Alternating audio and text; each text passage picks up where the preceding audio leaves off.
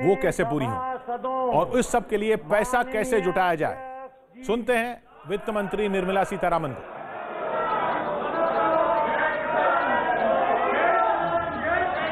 Item number 1, Shrimati Nirmala Sitharaman ji, आप बैठ जाए। माननीय सदस्य प्लीज, माननीय सदस्य प्लीज, प्लीज माननीय सदस्य प्लीज।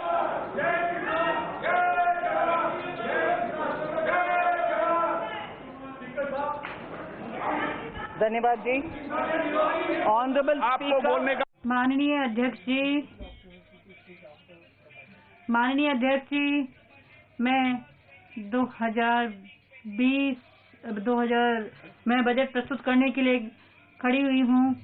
माननीय अध्यक्ष जी, इस बजट की तैयारी में ऐसी परिस्थितियों में तैयारी की गई है जैसा अभूतपूर्व स्थितियां थी, आपदाएं थी, जिसने प्रभावित किया हमारे देश को और हमारे क्षेत्र को।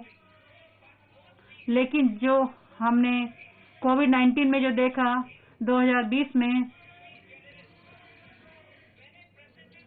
जब मैं बजट प्रस्तुत कर रही हूँ 2020-21 का, हमने ये सोचा नहीं था कि जो आर्थिक व्यवस्था है वो उसमें इतनी अधिक मंदी होगी और अभूतपूर्व इस तरीके की घटना घटेगी। हम ये भी नहीं सोच पाए थे उस समय कि लोग, जो दूसरे देश के लोग हैं, उनको अपने सगे संबंधियों से वंचित होना पड़ेगा और उनके स्वास्थ्य संबंधी संकटों का मुकाबला करना पड़ेगा। और जो लॉकडाउन हुआ उसकी वजह से 48 घंटों में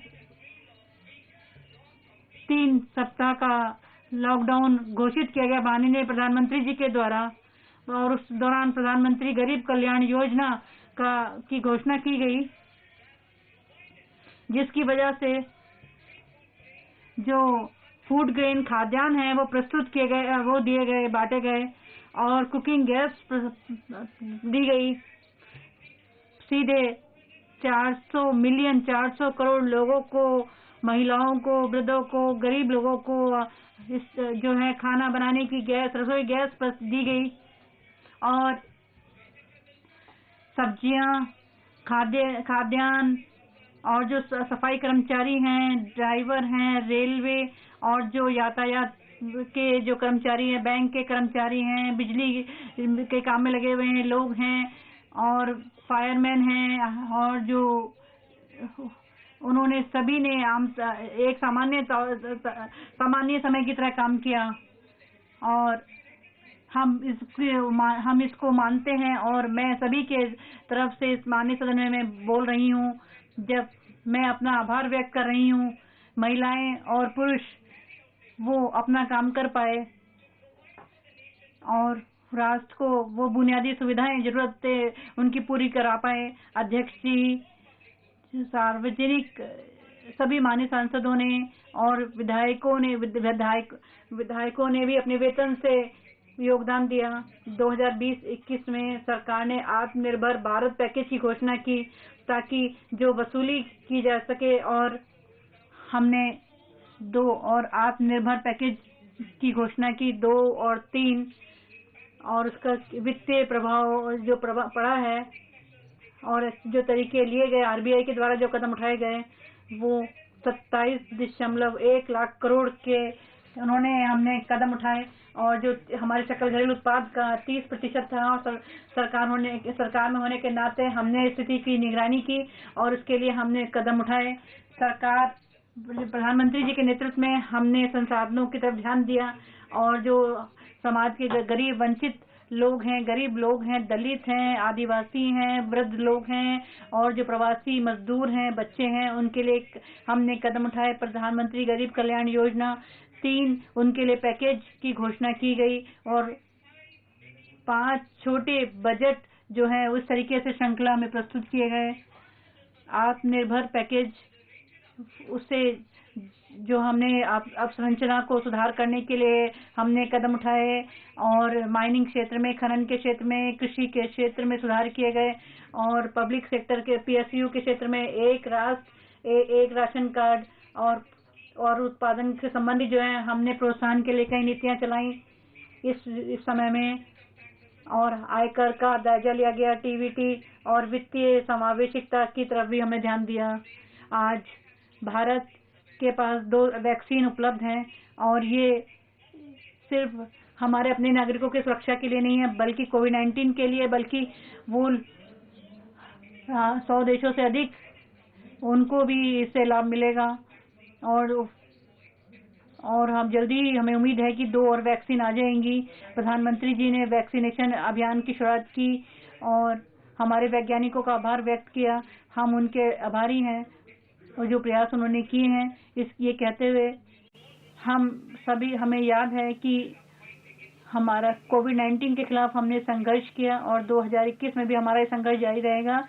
जैसा हुआ 2 विश्व युद्ध के बाद जैसी स्थिति हुई थी, विज्ञान ने राजनीतिक, आर्थिक और हम सामरिक संबंध जो है पोस्ट कोविड-19 में वो बदले हैं और ये इतिहास में इसे एक नए युग की शुरुआत हुई है। एक तो वो जिसमें हम वायदों का एक हमारा देश है। हमने रविन्द्रनाथ टैगोर जी की जो बात है कि जो हम प्रकाश महसूस करते हैं, प्रकाश देखते हैं और उदय हो रहा है, नया प्रभात, नया उजाला आ रहा है और अभी हम देख रहे हैं कि जो उदय हो रहा है लेकिन अभी थोड़ी उसमें कालिमा है।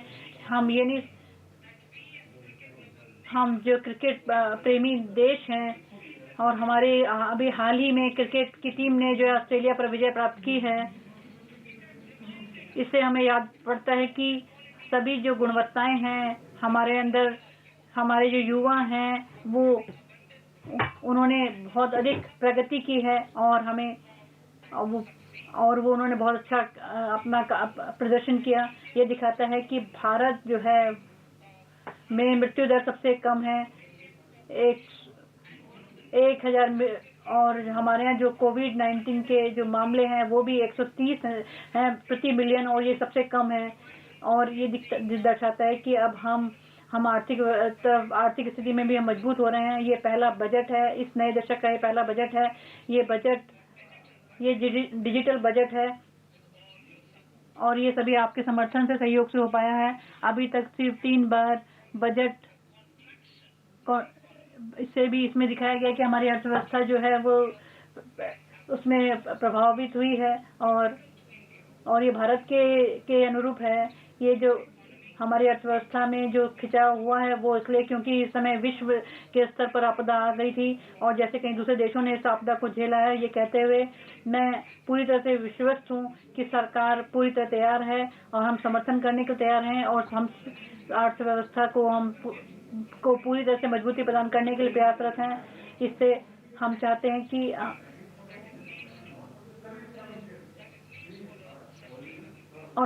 कि समावेशिता के साथ वृद्धि हो।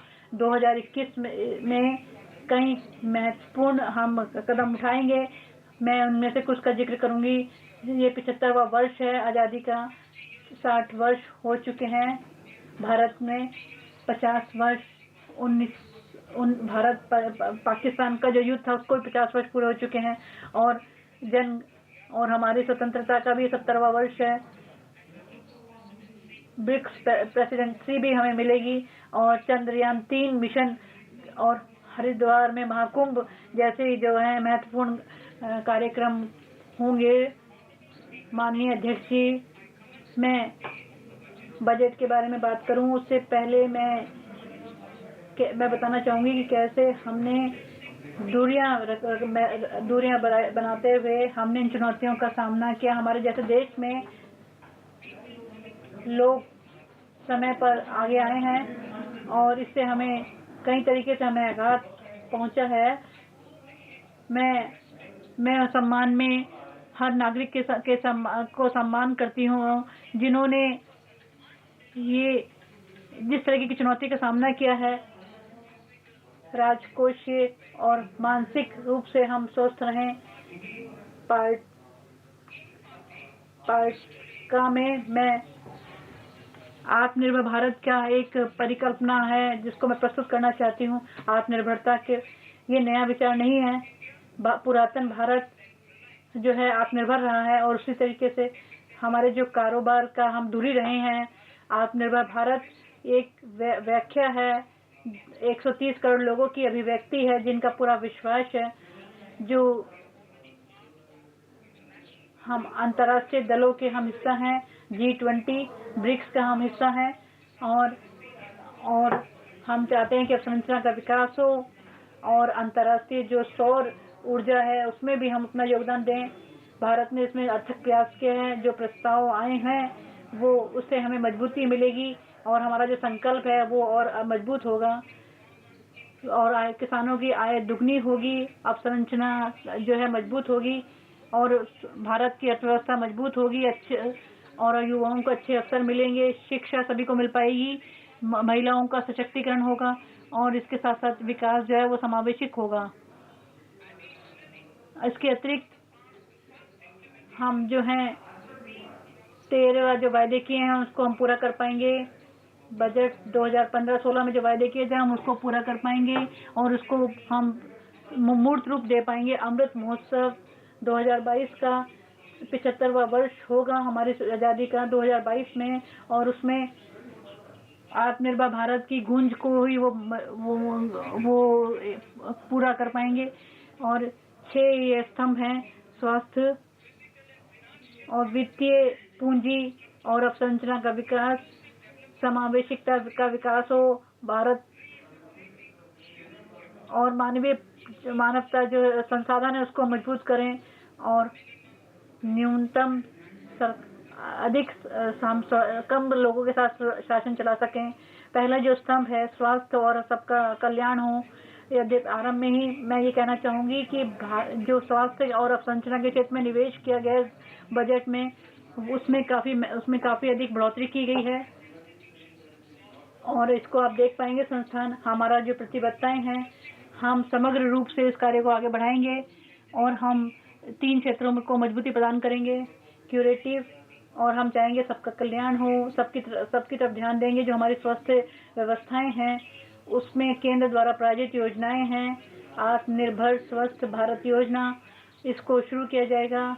इसमें 64,180 करोड़ रुपए का इसकी लागत से हम इस परिव्यय का आरंभ करेंगे। इसमें परिव्यय होगा और इससे हमारी क्षमता का विकास होगा। प्राथमिक और दूसरा जो हमारी स्वास्थ्य व्यवस्थाएं हैं वो सुधरेंगी, उसको मजबूती मिलेगी और जो हमारे संस्थान हैं इस कार्य में लगे हुए नए संस्थान हैं वो भी इस पर ध्यान दे पाएंगे। वो नए और जो रोग हैं उभर रहे हैं उसकी तरफ वो ध्यान दे पाएंगे और इससे जो हमारा स्वास्थ्य मिशन है वो आगे बढ़ेगा। ये जो योजनाएं हैं 17,000 ग्रामीण और 11,000 शहरी क्षेत्रों में जो वेलनेस सेंटर हैं उस पर ध्यान दे पाएंगे और इसके लिए प्रयोगशालाएं शुरू की जाएंगी। 3,382 ब्लॉक यूनिट्स होंगी 11 राज्यों में और क्रिटिकल केयर अस्पताल होंगे ब्लॉक्स में 682 जिलों में और केंद्रीय संस्थान होंगे। इससे हमारे जो राष्ट्रीय केंद्र हैं वो होंगे 5, इसके क्षेत्रीय केंद्र होंगे और 20 इकाइयां होंगी। इससे एकीकृत जानकारी मिल पाएगी। इसके लिए पोर्टल होगा सभी राज्यों में, केंद्र शासित प्रदेशों में, ताकि हम सभी सार्वजनिक जो प्रयोगशालाएं हैं स्वास्थ्य के क्षेत्र में उनको जोड़ सकें। 17 नई पब्लिक हेल्थ यूनिट होंगी और इससे 33 जो मौजूदा पब्लिक हेल्थ यूनिट हैं उनको मजबूत कर पाएंगे, उनको सशक्त कर पाएंगे और 42 हवाई अड्डे होंगे, 11 सी पोर्ट्स होंगे और लैंड क्रॉसिंग होंगी और 15 हेल्थ इमरजेंसी ऑपरेशन सेंटर होंगे और 2 मोबाइल हॉस्पिटल होंगे और एक राष्ट्रीय संस्थान होंगे, केंद्रीय अनुसंधान प्लेटफॉर्म होंगे, WHO World Health Organisation South East Asia क्षेत्र में 9 बायोसेफ्टी लेवल के 3 प्रयोगशालाएं होंगी और 4 क्षेत्रीय राष्ट्रीय स्तर के संस्थान होंगे। न्यूट्रिशन पोषण के क्षेत्र में हम चाहते हैं कि हमारे यहाँ जो पोषण है वो अच्छा हो और ये सभी को पौष्टिक भोजन मिले। इसके लिए हम सप्लीमेंट्री न्यूट्रिशनल प्रोग्राम चलाएंगे, कार्यक्रम चलाएंगे, पोषण अभियान चलाएंगे और इसके लिए मिशन चलाएंगे, विजन, और इसमें जो हम रणनीति बनाएंगे तो योजनाएं बनाएंगी ताकि इसका 112 एस्पिरेशनल जो डिस्ट्रिक्ट्स हैं उसमें ये इसको कार्यक्रम को चलाया जाएगा और पानी की आपूर्ति सभी जगह हो। WHO ने बार बार इस बात पर जोर दिया है कि स्वच्छ जल मिले, साफ सफाई हो, पर्यावरण साफ हो और ये 3 आवश्यक जरूरतें हैं हमारी, ताकि हम सभी को जल जीवन मिशन उसकी शुरुआत की जाएगी। इसका उद्देश्य ये है कि सभी का जल आपूर्ति हो सके। 4300 जो से अधिक जो हमारी लोकल बॉडी है वहाँ पर जल मिल सके, पानी मिल सके और सभी जगह पानी पहुँच सके, पानी का कनेक्शन दिया जा सके और जो वेस्ट मैनेजमेंट है उसको भी आगे बढ़ाएंगे और इसको 5 सालों में इसको लागू किया जाएगा। और इसमें परिव्यय होगा 2,87,000 करोड़ का परिव्यय आएगा, इसमें खर्च आएगा। स्वच्छ भारत और स्वस्थ भारत, इसको और अधिक स्वच्छता को बढ़ाने के लिए शहरी क्षेत्रों में हम चाहते हैं कि पूरी तरीके से स्वच्छ प्रबंधन के लिए प्रयास करें, वेस्ट वाटर ट्रीटमेंट के लिए प्रयास किए जाएं और कूड़े को अलग किया जा सके प्लास्टिक से और जो हवा में प्रदूषण होता है उसको कम किया जा सके और जो निर्माण के क्षेत्र में जिससे प्रदूषण होता है उसको भी ठीक किया जा सके और जो इसके लिए डंप साइट जो हैं स्वच्छ भारत मिशन में 2 इसको लागू किया जाएगा। इसके लिए कुल वित्तीय आवंटन होगा 1,47,678 करोड़ का 5 वर्ष के लिए। 2020-21 से ये कार्यक्रम की शुरुआत की जाएगी। क्लीन जल, स्वच्छ वायु हो, क्योंकि पर्यावरण दूषित होता है, उसके लिए 2,217 करोड़ रुपए 43 शहरी क्षेत्रों के लिए रखे जाएंगे जो हमारी जनसंख्या है इस क्षेत्र में। और जो स्क्रैप की इसके लिए माननीय अध्यक्ष जी हम अलग से नीति का घोषणा करेंगे जो स्क्रैपिंग नीति है, ताकि जो पुराने जो हमारे कूड़ा कचरा है उसको, इससे जो ईंधन है वो ईंधन हमारा जो है पर्यावरण के अनुरूप होगा और कचरा जो है और हम तेल का जो आयात करते हैं उसके खर्च में कमी आएगी। और इसके लिए फिटनेस टेस्ट होगा, व्हीकल का, वाहनों का फिटनेस टेस्ट होगा 20 वर्ष के बाद अगर वाहन है और 15 वर्ष जो वाणिज्यिक वाहन है उनके 15 साल और बाकी दूसरे निजी वाहनों के लिए 20 साल। इसके लिए मंत्रालय कदम उठाएगा। वैक्सीन, नई कोकन वैक्सीन जिसका भारत में बनाया गया है और जो 5 राज्यों में, जो सारे देश में जिसका इस्तेमाल किया जाएगा।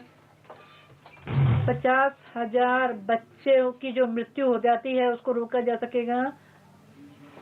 माननीय अध्यक्ष जी, मैंने 35,000 करोड़ रुपए का आवंटन किया है कोविड-19 वैक्सीन के लिए इस वर्ष 2020-21 में।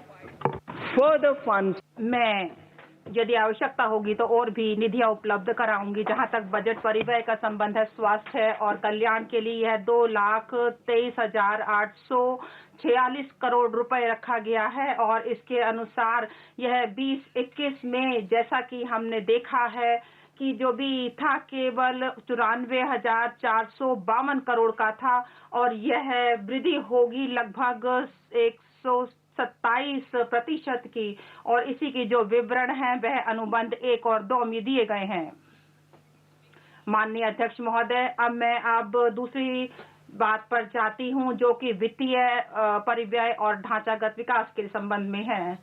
आत्मनिर्भर भारत जो उत्पादन से संबंधित लिंक परियोजना है, इस संबंध में मैं आपके सामने बहुत ही दबाव देकर यह कहना चाहती हूं, जहां तक 5 ट्रिलियन अर्थव्यवस्था का संबंध है और विनिर्माण क्षेत्र का संबंध है, इसके लिए विनिर्माण को दुगने अंक पर बढ़ना होगा।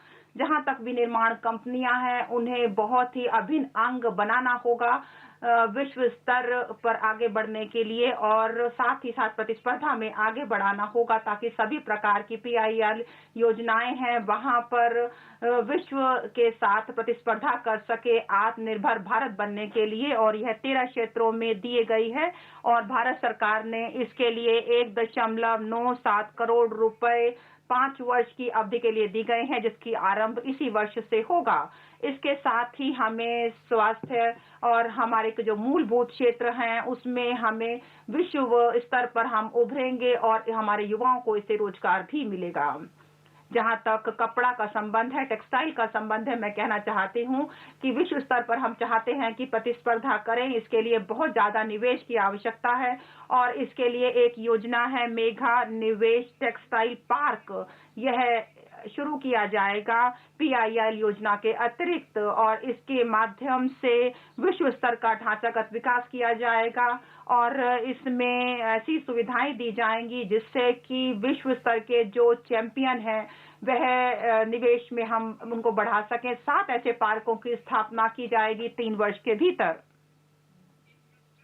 लेकिन जहां तक ढांचागत विकास का संबंध है, राष्ट्रीय ढांचागत पाइपलाइन जिसकी घोषणा मैंने दिसंबर 2019 में की थी, वह अपने आप में एक अलग प्रकार की योजना थी।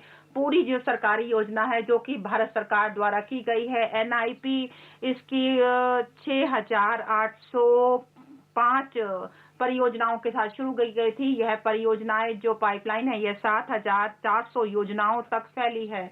लगभग 217 जो परियोजनाएं हैं जो कि 1.10 लाख करोड़ के हैं। कुछ मूलभूत परियोजनाओं के और मंत्रालय के तहत उनको पूरा कर दिया गया है।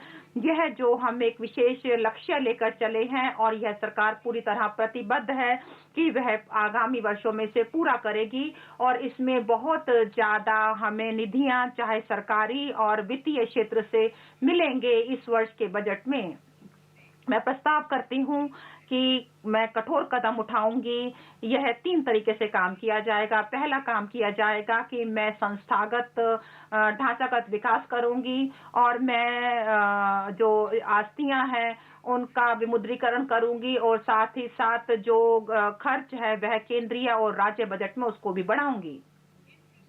लेकिन जहां तक ढांचागत नियम है वह लंबी अवधि के जो इसमें वित्त है वह पेशेवर रूप से इनका प्रबंधन किया जाता है और इसमें संस्थागत चीजों का विकास करना होगा। इसे परंतुक के रूप में लाकर हम एक ऐसा काम करेंगे जिससे हम बेहतर रूप से काम करें और इसके अनुसार मैं एक ऐसा विधेयक लेकर आऊंगी ताकि हम ऐसे संस्थानों को विकसित कर सके और इसके लिए मैंने 20,000 करोड़ रुपए आवंटित किए हैं इस संस्थान के लिए। और हमारी महत्वाकांक्षा यह है कि हम एक ऐसी पोर्टफोलियो बनाएं जिसमें 5 लाख करोड़ इस BFI के लिए दिए जाएं और यह 3 वर्ष के भीतर दिया जाएगा। जहां तक चीजों का संबंध है जिसमें कि हम इसमें ध्यान देंगे कि किस प्रकार से हम इसमें आगे करें और इसमें यह सब काम करके हम यह काम करेंगे महोदय। इसके माध्यम से जो ऐसी जो चीजें हैं उनका विकास किया जाएगा और साथ ही साथ हम जो रियल एस्टेट क्षेत्र में है उसको भी हम काफी बढ़ा देंगे। लेकिन जहां तक आस्ति विमुद्रीकरण का संबंध है, इस संबंध में आपको कहना चाहती हूँ कि यह एक बहुत ही महत्वपूर्ण वित्त पोषण विकल्प है एक नई आस्तियों के लिए।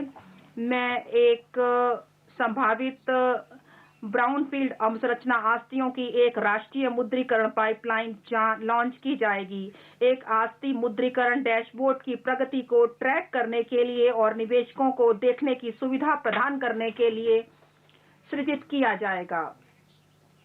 मुद्रीकरण की दिशा में कुछ महत्वपूर्ण उपाय निम्नलिखित हैं। नंबर 1, भारतीय राष्ट्रीय राजमार्ग प्राधिकरण और PGCIL में से प्रत्येक ने एक INVIT प्रायोजित की है जो अंतर्राष्ट्रीय तथा घरेलू संस्थागत निवेशकों को आकर्षित करेगी। 5,000 करोड़ रुपए के अनुमानित उद्यम मूल्य के साथ प्रचलित हो रही 5 सड़कें NHAI INVIT को अंतरित की जाएगी। इसी तरह 7,000 करोड़ रुपए की ट्रांसमिशन आस्तियां PGCIL INVIT के लिए अंतरित की जाएंगी। रेलवे समर्पित भाड़ा कॉरिडोर आस्तियों को चालू होने के पश्चात प्रचालन और रखरखाव के लिए मुद्रीकृत करेगा। विमानपत्तनों का आगामी लॉट प्रचालनों और प्रबंधन रियायत के लिए मुद्रीकृत किया जाएगा। अन्य प्रमुख अवसंरचना आस्तियां जो मुद्रीकरण कार्यक्रम के अंतर्गत रोल आउट की जाएंगी वे हैं NHAI प्रचालनात्मक टोल रोड, PGCIL की ट्रांसमिशन आस्तियां, गेल IOCL तथा HPCL का तेल और गैस पाइपलाइनें, टीयर 2 और टीयर 3 शहरों में AAI विमानपत्तन, अन्य रेलवे अवसंरचना आस्तियां, केंद्रीय वेयर हाउसिंग निगम जैसे लोक उद्यम वेयर हाउसिंग आस्तियां तथा नेफेड इत्यादि और खेल स्टेडियम। पूंजीगत बजट में तीव्र वृद्धि।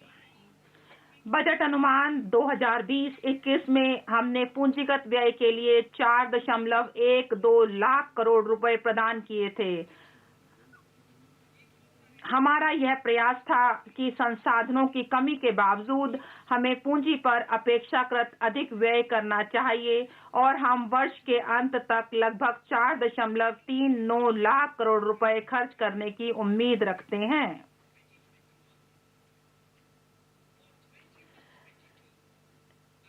– 2021-22 के लिए मैं पूंजीगत वृद्धि में तीव्र वृद्धि का प्रस्ताव करती हूं और इस प्रकार 5.54 लाख करोड़ रुपए प्रदान किए गए हैं, जो 2021 के बजट अनुमान से 34.5% अधिक है। इसका मैंने परियोजनाओं, कार्यक्रमों, विभागों के लिए प्रदान किए जाने वाले आर्थिक कार्य विभाग के बजट शीर्ष में 44,000 करोड़ रुपए से अधिक राशि रखी है, जो पूंजीगत व्यय पर अधिक प्रगति दर्शाती है और अधिक निधियों की आवश्यकता है।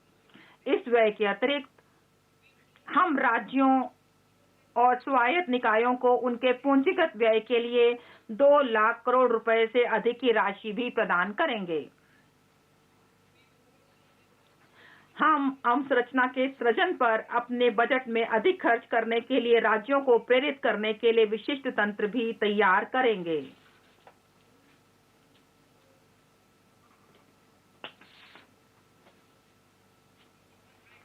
सड़क और राजमार्ग अवसंरचना। 3.3 लाख करोड़ रुपए की लागत से 13,000 किलोमीटर से अधिक लंबाई के सड़कों का भारतमाला परियोजना के अंतर्गत 5.35 लाख करोड़ रुपए का ठेका पहले ही दे दिया गया है, जिसका 3,800 किलोमीटर भाग निर्मित हो गया है। वर्ष 2022 तक हम दूसरे 8,500 किलोमीटर का ठेका देंगे और राष्ट्रीय राजमार्ग गलियारों के 11,000 किलोमीटर को पूर्ण करेंगे।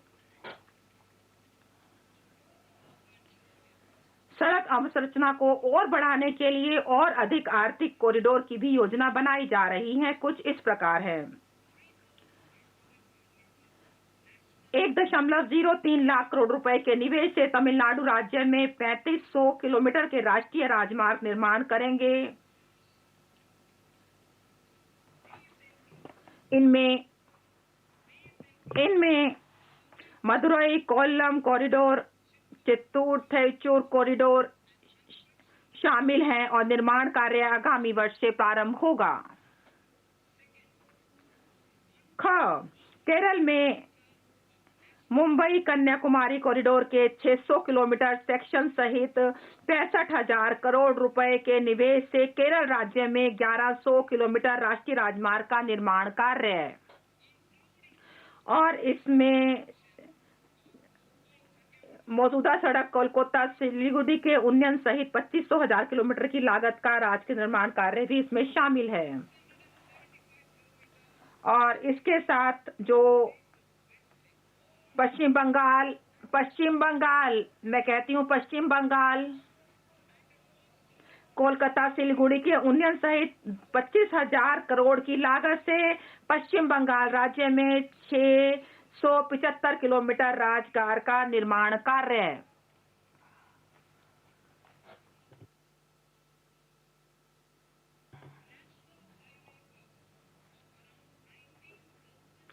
असम राज्य में इस समय लगभग 19,000 करोड़ रुपए के राष्ट्रीय राजमार्ग निर्माण कार्य आसाम में चल रहे हैं।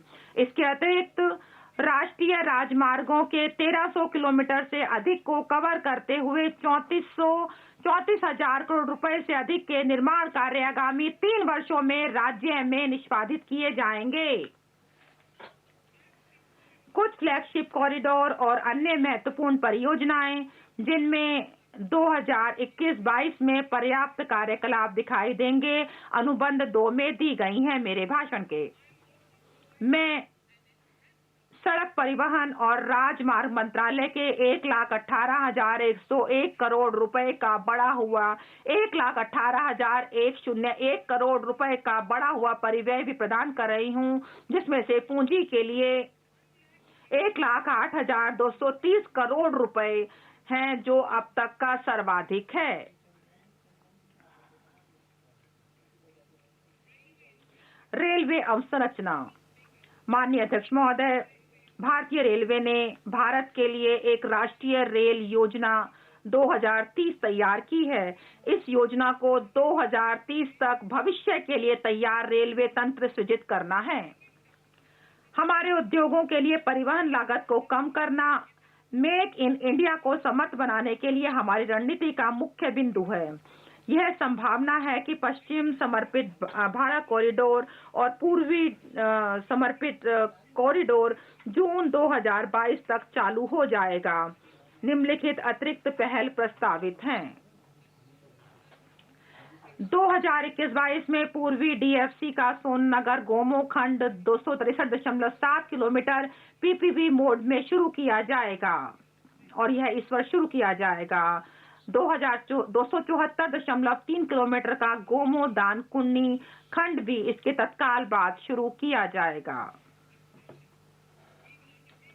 हम भावी समर्पित भावी कॉरिडोर परियोजना को निष्पादित करेंगे। नामतः खड़गपुर से विजयवाड़ा तक पूर्वी तट कॉरिडोर, भुसावल से खड़गपुर से दानकुनी तक पूर्वी पश्चिम कॉरिडोर और इटारसी से विजयवाड़ा तक उत्तर दक्षिण कॉरिडोर। प्रथम चरण में विस्तृत परियोजना रिपोर्टें निष्पादित की जाएंगी। विद्युतीकृत broad gauge route kilometre RKM 46,000 RKM अर्थात आरकेएम है ये 46,000 किलोमीटर, मतलब 1 अक्टूबर 2020 को 41,548 आरकेएम से 2021 के अंत तक 72% विस्तार तक पहुंचने की संभावना है और ब्रॉडगेज रूटों का 100% विद्युतीकरण दिसंबर 2023 तक पूरा हो जाएगा। यात्रियों की सुविधा के लिए और सुरक्षा के लिए निम्नलिखित उपाय प्रस्तावित हैं। हम यात्रियों के लिए एक बेहतर यात्रा अनुभव प्रदान करने के लिए पर्यटक रूटों पर सौंदर्यपरक रूप से डिजाइन किए गए विस्टाडोम LHV कोच आरंभ करेंगे। गत कुछ वर्षों में किए गए सुरक्षा उपायों के परिणाम प्राप्त हुए हैं। इस प्रयास को और सुदृढ़ करने के लिए भारतीय रेलवे के उच्च घनत्व नेटवर्क और उच्च उपयोग किए गए नेटवर्क रूटों को देसी रूप से विकसित स्वचालित ट्रेन संरक्षण प्रणाली प्रदान की जाएगी, जो मानवीय त्रुटि के कारण ट्रेन टकराने से समाप्त हो जाएगी। मैं रेलवे के लिए 1,10,000 और 55 करोड़ रुपए की एक रिकॉर्ड राशि प्रदान कर रही हूं, जिसमें से 1,07,100 करोड़ रुपए पूंजीगत व्यय के लिए हैं। शहरी अवसंरचना। हम मेट्रो रेल नेटवर्क के विस्तार और सिटी सेवा बस सेवा की वृद्धि के माध्यम से सार्वजनिक परिवहन के हिस्से को बढ़ाने के लिए कार्य करेंगे। सार्वजनिक बस परिवहन सेवाओं की वृद्धि के समर्थन के लिए 18,000 करोड़ रुपए की लागत पर एक नई योजना लॉन्च करेंगे। यह योजना 20 यह योजना 20,000 से अधिक बसों के लिए वित्त अधिग्रहण, प्रचालन और रखरखाव के लिए निजी क्षेत्र के प्लेयरों को सक्षम बनाने के लिए नव प्रवर्तनकारी पीपीपी मॉडलों की तैनाती को सुकर बनाएगी। यह योजना ऑटोमोबाइल सेक्टर को संवर्धित करेगी, आर्थिक समृद्धि में तेजी लाएगी, हमारे युवाओं के लिए रोजगार अवसर सृजित करेगी और शहरी निवासियों के आवागमन की सुविधा को बढ़ाएगी। कुल 702 किलोमीटर परंपरागत मेट्रो प्रचालन में है और 1016 किलोमीटर मेट्रो और आरआरटीएस 27 शहरों में निर्माणाधीन है। 2 नई प्रौद्योगिकियां अर्थात मेट्रोलाइट और मेट्रोनियो समान अनुभव सुविधा के साथ अपेक्षाकृत कम लागत पर मेट्रो रेल तंत्र प्रदान करने के लिए तथा टीयर 2 शहरों में सुरक्षा तथा टीयर 1 शहरों के परिधि क्षेत्रों में तैनात की जाएगी।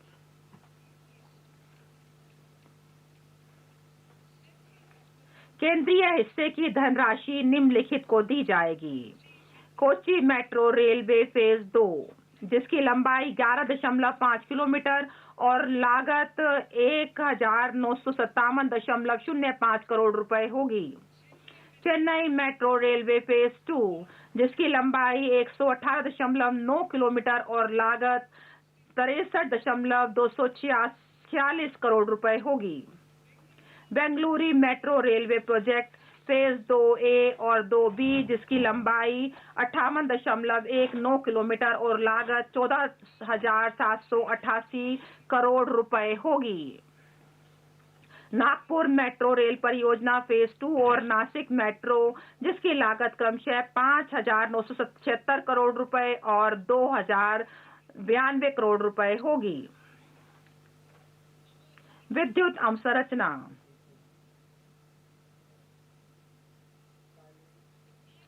पिछले 6 वर्षों में विद्युत क्षेत्रों में कई सुधार और उपलब्धियां देखने में आई हैं। हमने स्थापित क्षमता में 139 गीगावाट्स का इजाफा किया है और 2.8 करोड़ अतिरिक्त घरों में कनेक्शन दिए हैं और 1.41 लाख सर्किट किलोमीटर की अतिरिक्त ट्रांसमिशन लाइंस बढ़ाई हैं।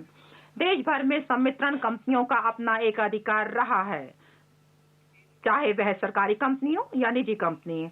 अब हमें प्रतिस्पर्धा को बढ़ाने की जरूरत है जिससे कि उपभोक्ताओं को विकल्प मिल सके।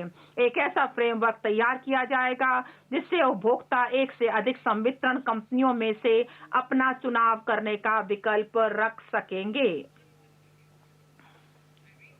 मैं इसको पुनः पढ़ना चाहती हूँ। एक ऐसा फ्रेमवर्क तैयार किया जाएगा जिससे उपभोक्ता एक से अधिक संवितरण कंपनियों में से अपना चुनाव करने का विकल्प रख सकेंगे। इन संवितरण कंपनियों की व्यवहार्यता के प्रति बहुत बड़ी चिंता है। आने वाले 5 वर्षों में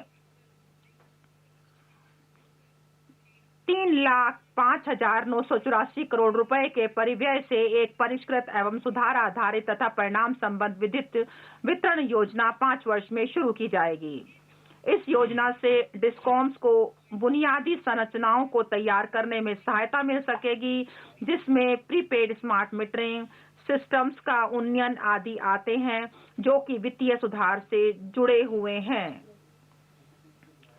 प्रधानमंत्री जी ने नवंबर 2020 में तीसरे री इन्वेस्टमेंट कॉन्फ्रेंस में बोलते समय एक वृहद राष्ट्रीय हाइड्रोजन एनर्जी मिशन को तैयार करने की योजना की घोषणा की थी। अब 2021-22 में एक हाइड्रोजन एनर्जी मिशन शुरू करने का प्रस्ताव किया गया है जिसके तहत ग्रीन पावर स्रोतों से हाइड्रोजन को पैदा किया जा सकेगा।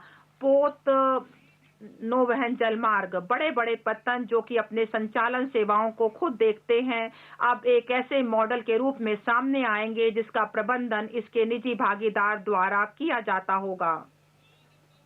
इस उद्देश्य के लिए वित्तीय वर्ष 2021-22 में सरकारी व निजी भागीदारी पीपी के तहत प्रमुख पत्तनों के द्वारा 7 परियोजनाएं प्रस्तावित की जाएंगी जिनके तहत 21-22 में और इसके तहत 2000 करोड़ रुपए से अधिक होगी। भारत में मर्चेंट शिप को बढ़ावा देने की एक योजना शुरू की जाएगी, जिसमें मंत्रालयों और सीपीएसआई के द्वारा जारी किए जाने वाले विश्व स्तरीय निविदाओं में भारतीय शिपिंग कंपनियों की सब्सिडी के माध्यम से सहायता दी जा सकेगी। इसके लिए आने वाले 5 वर्षों में 1624 करोड़ रुपए की राशि उपलब्ध कराई जाएगी। इस प्रकार के प्रयास से ग्लोबल शिपिंग में भारतीय कंपनियों की हिस्सेदारी के बढ़ने के अलावा इंडियन सीफेयररों के लिए प्रशिक्षण और रोजगार के बेहतर अवसर सुलभ हो सकेंगे। भारत ने एक रिसाइकलिंग ऑफ शिप एक्ट 2019 अधिनियमित किया है और हांगकांग इंटरनेशनल कन्वेंशन तक अपनी पहुंच कायम की है। गुजरात के अलंग में स्थित लगभग 90 सी रिसाइकलिंग यार्ड्स को पहले ही HKC अनुपालन सर्टिफिकेट प्राप्त हो गया है। यूरोप और जापान से और अधिक जहाजों को भारत में लाने के लिए प्रयास किए जाएंगे। रिसाइकलिंग कैपेसिटी, जो कि लगभग 4.5 million light displacement ton LDT है, को 2024 तक 2 गुना कर दिया जाएगा। इसके लिए हमारे युवाओं के लिए 1.5 लाख अधिक नौकरियों के पैदा होने का अनुमान है। पेट्रोलियम और प्राकृतिक गैस। हमारी सरकार ने कोविड-19 लॉकडाउन की अवधि में भी देश भर में ईंधन की आपूर्ति बनाए रखी है। लोगों के जीवन में इस क्षेत्र के अत्यंत महत्वपूर्ण स्थिति को देखते हुए निम्नलिखित प्रमुख कदमों की घोषणा की जा रही है। पहला, उज्ज्वला स्कीम, जिसका लाभ 8 करोड़ परिवारों को हुआ है, का इस हद तक विस्तार किया जाएगा कि इसमें 1 करोड़ और लाभार्थी शामिल किए जा सकें। हम अगले 3 वर्षों में 100 और अधिक जिलों को सिटी गैस डिस्ट्रीब्यूशन नेटवर्क से जोड़ देंगे। जम्मू व कश्मीर संघ राज्य क्षेत्र में एक गैस पाइपलाइन परियोजना शुरू की जाएगी। एक स्वतंत्र गैस ट्रांसपोर्ट सिस्टम ऑपरेटर का गठन किया जाएगा,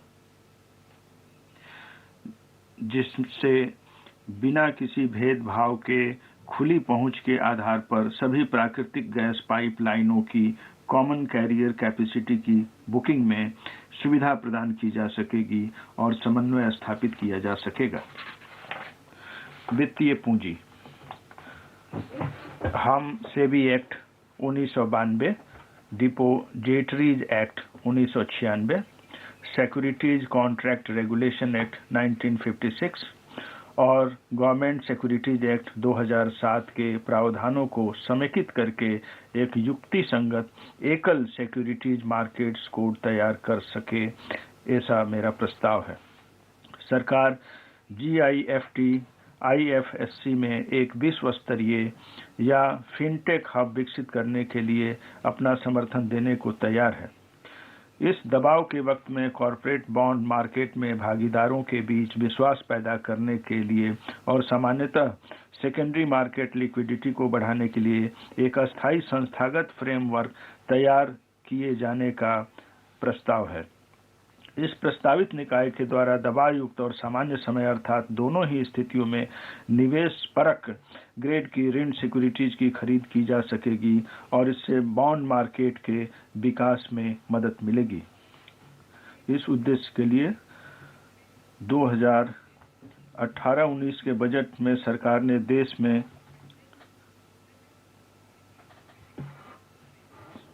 सोने के विनिमय को विनियमित करने के लिए एक व्यवस्था स्थापित करने की अपनी मंशा की घोषणा की थी। मैं प्रस्ताव करती हूं कि जो जितने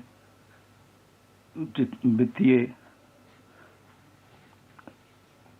गैर परंपरागत ऊर्जा क्षेत्र को और अधिक बढ़ावा देने के लिए मेरा प्रस्ताव भारतीय सौर ऊर्जा निगम में 1000 करोड़ रुपए और भारतीय नवीकरणीय विकास एजेंसी में 1500 करोड़ रुपए की अतिरिक्त पूंजी को लगाने का है। मैं बीमा क्षेत्र में एफडीआई को बढ़ावा देने के लिए मेरा प्रस्ताव बीमा अधिनियम 1938 में संशोधन किए जाने का है, जिससे इसके लिए बीमा कंपनियों में अनुज्ञेय एफडीआई सीमा को 49% से बढ़ाकर 74% की जा सके और सुरक्षा उपायों को अपनाते हुए विदेशी स्वामित्व और नियंत्रण को स्वीकृति दी जा सके। इस नई संरचना के अंतर्गत बोर्ड के ज्यादातर निवेशक और प्रबंधन से जुड़े प्रमुख व्यक्ति रेजिडेंट इंडियन होंगे, जिनमें कम से कम 50% निदेशक स्वतंत्र निदेशक होंगे और लाभ का एक विशेष प्रतिशत सामान्य रूप से आरक्षित रखा जाएगा। एक नई संरचना को स्थापित करके तनावग्रस्त परिसंपत्ति का समाधान। सार्वजनिक क्षेत्र के बैंक अपने संकटग्रस्त परिसंपत्ति के लिए उच्च स्तर का प्रावधान कर सके, इसके लिए ऐसे उपाय की जरूरत है जिससे बैंक के बही खाते ठीक हो सके। एक एसेट रिकंस्ट्रक्शन कंपनी लिमिटेड और एसेट मैनेजमेंट कंपनी का गठन किया जाएगा, जिससे वर्तमान के तनावग्रस्त ऋण को समेकित किया जा सके और उसे अपने हाथों में लिया जा सके। फिर उसके बाद उस परिसंपत्ति का वैकल्पिक निवेश कोष में निपटान किया जा सके और अन्य सक्षम निवेशकों को दिया जा सके ताकि उसका अंतिम मूल्य प्राप्त हो सके। पीएसबी का पुनर्पूंजीकरण। पीएसबी की वित्तीय क्षमता को और अधिक समेकित करने के लिए वर्ष 2021-22 में 20,000 करोड़ रुपए और का पुनः पूंजीकरण किए जाने का प्रस्ताव है। जमा बीमा। पिछले वर्ष सरकार ने बैंक ग्राहकों के लिए डिपॉजिट बीमा कवर को 1 लाख रुपए से बढ़ाकर 5 लाख रुपए तक कर दिए जाने के लिए अपनी मंजूरी दे दी थी। हम इसी सत्र में DICGC एक्ट 1961 में संशोधन करने का प्रस्ताव लाएंगे, जिससे कि इसके प्रावधानों को स्ट्रीमलाइन किया जा सके, ताकि यदि कोई बैंक अस्थायी रूप से अपने दायित्वों का निर्वहन करने में असफल हो जाता है तो ऐसे बैंक में जमा करने वाले व्यक्ति आसानी से समय पूर्वक अपनी जमा राशि को इस सीमा तक प्राप्त कर सकें जिस सीमा तक वह बीमा कवरेज के अंतर्गत आती हो। इससे बैंक के उन जमाकर्ताओं को मदद मिल सकेगी जो कि इस समय तनावग्रस्त हैं। छोटे मोटे कर्जदारों के हितों को सुरक्षा प्रदान करने के साथ साथ क्रेडिट की व्यवस्था में सुधार लाने के लिए NBFC के लिए, जिसकी न्यूनतम परिसंपत्ति 100 करोड़ रुपए तक की हो सकती है, सिक्योरिटाइजेशन एंड रिकंस्ट्रक्शन और financial assets and enforcement of securities interest act 2002 के अंतर्गत ऋण वसूली के लिए पात्र न्यूनतम ऋण की सीमा को 50 लाख रुपए के वर्तमान स्तर से कम करके 20 लाख रुपए तक करने का प्रस्ताव किया जा रहा है। कंपनी मामले। कंपनी अधिनियम 2013 के अंतर्गत प्रक्रियागत और तकनीकी रूप से समन किए जाने वाले अपराधों को समाप्त किए जाने का काम अब पूरा हो गया है। अब हमारा प्रस्ताव लिमिटेड लायबिलिटी पार्टनरशिप एक्ट 2008 को अपराध मुक्त बनाने के लिए अगला कदम उठाए जाने का है। माननीय अध्यक्ष महोदय, मेरा कंपनी अधिनियम 2013 के अंतर्गत लघु कंपनियों की परिभाषा में संशोधन करने का प्रस्ताव है, जिसके तहत प्रदत्त पूंजी के लिए उसकी न्यूनतम सीमा थ्रेशोल्ड 50 लाख रुपए से अनधिक के स्थान पर 2 करोड़ रुपए से अनधिक तथा कारोबार की न्यूनतम सीमा को 2 करोड़ रुपए से अनधिक के स्थान पर 20 करोड़ रुपए से अनधिक किया जाए। इससे 2 लाख से अधिक कंपनियों को अपने अनुपालन संबंधी जरूरतों को पूरा करने में आसानी होगी। एक अन्य उपाय जिससे स्टार्टअप और अभिनवकर्ताओं को लाभ पहुंचेगा के रूप में मेरा प्रस्ताव यह है कि OPC को मंजूरी देते हुए एकल व्यक्ति कंपनी के निगमन को प्रोत्साहित किया जाए, जिससे कि प्रदत्त पूंजी और कारोबार पर बिना प्रतिबंध के वे अपना विकास कर सकें और उनको किसी भी समय अपना किसी भी अन्य प्रकार की कंपनी के रूप में बदलने की अनुमति दी जाए ओपीसी के गठन के लिए भारतीय नागरिक के रूप में उनके आवासन की सीमा को 182 दिन की रखी गई है, उसे 120 दिन की जाए और अनिवासी भारतीयों एनआरआई को भारत में अपनी ओपीसी स्थापित करने की अनुमति दी जाए।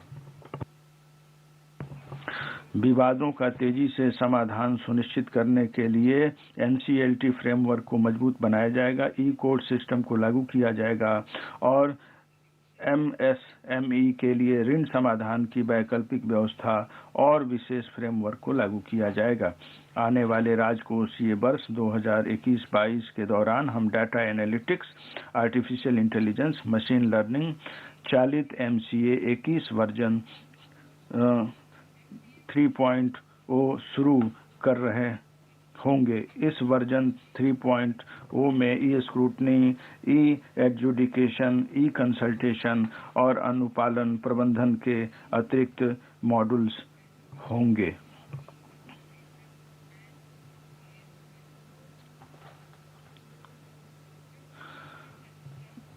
विनिवेश और रणनीतिक विक्रय। कोविड-19 के बावजूद हम रणनीतिक विनिवेश की दिशा में कार्य कर रहे हैं। बीपीसीएल, एयर इंडिया, शिपिंग कॉरपोरेशन ऑफ इंडिया, कंटेनर कॉरपोरेशन ऑफ इंडिया, आईडीबीआई बैंक, बीईएमएल, पवन हंस, नीलाचल इस्पात लिमिटेड के साथ होने वाले कई लेन देन 2021-22 में पूरे हो जाएंगे। वर्ष 2021-22 में हम आईडीबीआई बैंक के अलावा 2 सार्वजनिक क्षेत्रीय बैंकों और एक सामान्य बीमा कंपनी का भी निजीकरण करने का प्रस्ताव रखते हैं। इसके लिए वैधानिक संशोधनों की जरूरत पड़ेगी और इसी सत्र में ही हम इन संशोधनों को लाने का हमारा विचार है। 2021-22 में हम एलआईसी का आईपीओ भी लाएंगे, जिसके लिए मैं इसी सत्र में अपेक्षित संशोधन ला रही हूं। आत्मनिर्भर पैकेज के अंतर्गत हमने घोषणा की थी कि हम सार्वजनिक क्षेत्र के उपक्रमों में रणनीतिक निवेश की एक नीति लाने वाले हैं। सदन को सूचित करते हुए मुझे हर्ष हो रहा है कि सरकार ने उक्त नीति को अनुमोदित कर दिया है। इस नीति में सभी गैर सामरिक और सामरिक क्षेत्रों में विनिवेश का एक सुस्पष्ट मार्गदर्शन दिया गया है। हमने अपने पास ऐसे 4 क्षेत्रों को ही रखा है जो सामरिक दृष्टि से महत्वपूर्ण हैं, जिसमें न्यूनतम सीपीएसई को बनाए रखा जाएगा और बाकी का निजीकरण कर दिया जाएगा। बाकी क्षेत्रों में सभी सीपीएसआई का निजीकरण किया जाएगा। इस नीति की मुख्य बातें अनुबंध 3 में उल्लिखित कर दी गई हैं। विनिवेश की नीति में तेजी लाने के लिए मेरा एनआईटीआई से कहना है कि यह केंद्रीय सार्वजनिक क्षेत्र की उन कंपनियों को अगली सूची तैयार करे जिसमें रणनीतिक रूप से विनिवेश किया जाना है। इसी तरह राज्यों को भी अपने निजी क्षेत्र की कंपनियों में विनिवेश करने के लिए प्रोत्साहित करने के लिए हम राज्यों के लिए केंद्रीय कोष से एक प्रोत्साहन परक पैकेज लाने वाले हैं। बेकार पड़ी संपत्तियों का आत्मनिर्भर भारत के निर्माण में कोई योगदान नहीं होने वाला है। ये नॉन कॉर्पोरेट संपत्तियों में ज्यादातर वे अतिरिक्त भूमि आती हैं जो कि सरकार के मंत्रालयों, विभागों तथा सार्वजनिक क्षेत्र के उपक्रमों के पास पड़ी हैं। इन जमीनों का मुद्रीकरण या तो सीधे उनकी बिक्री करके या रियायत देकर या इसी प्रकार के अन्य साधनों से किया जा सकता है। इसके लिए विशेष योग्यता की जरूरत है और इस उद्देश्य के लिए मेरा प्रस्ताव है कि किसी ऐसी कंपनी के रूप में विशेष प्रयोजनीय साधन का प्रयोग किया जाए जो कि इस कार्य को पूरा कर सकें। बीमार पड़ी या घाटे में चलने वाली सीपीएसई को समय से बंद करने के लिए हम एक ऐसे संशोधित तंत्र को लागू करने वाले हैं जिससे इन इकाइयों को बंद किया जा सकेगा। हमने विनिवेश में 2021-22 में 1,75,000 करोड़ रुपए की प्राप्तियों का अनुमान लगाया है।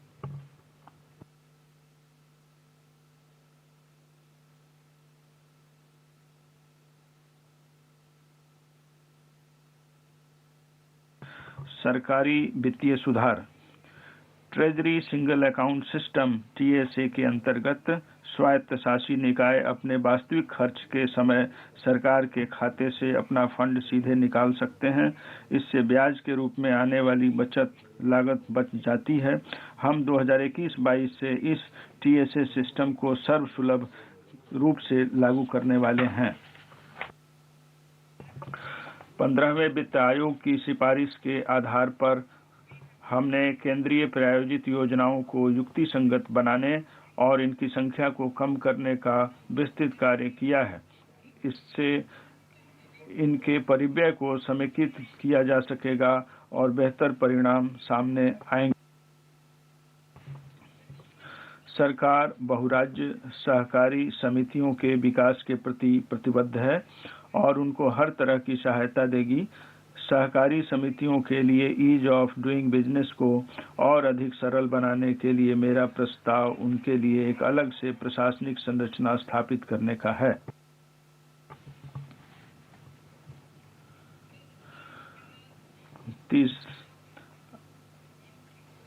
आकांक्षी भारत का समग्र विकास। माननीय अध्यक्ष महोदय, इस स्तंभ के नीचे हम कृषि और इससे संबंधित क्षेत्रों, कृषक कल्याण और ग्रामीण भारत, प्रवासी श्रमिकों और मजदूरों और वित्तीय समावेशन को कवर करने वाले हैं। कृषि सरकार किसानों को कल्याण के प्रति कटिबद्ध है।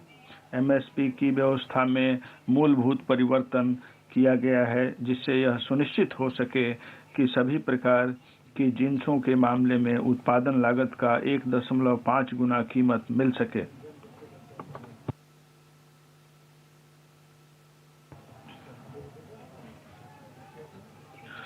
खरीद का कार्य भी अब तेजी से जारी है। इसके परिणाम स्वरूप किसानों को पर्याप्त भुगतान किए जाने के मामले में बढ़ोतरी हुई है। गेहूं के मामले में 2013-14 में किसानों को कुल 33,874 करोड़ रुपए का भुगतान किया गया था। माननीय अध्यक्ष महोदय, जो आंकड़े मैंने दी है वो सभी माननीय सदस्यों के लिए महत्वपूर्ण है। गेहूं के मामले में 2013-14 में किसानों को कुल 33,874 करोड़ रुपए का भुगतान किया गया था।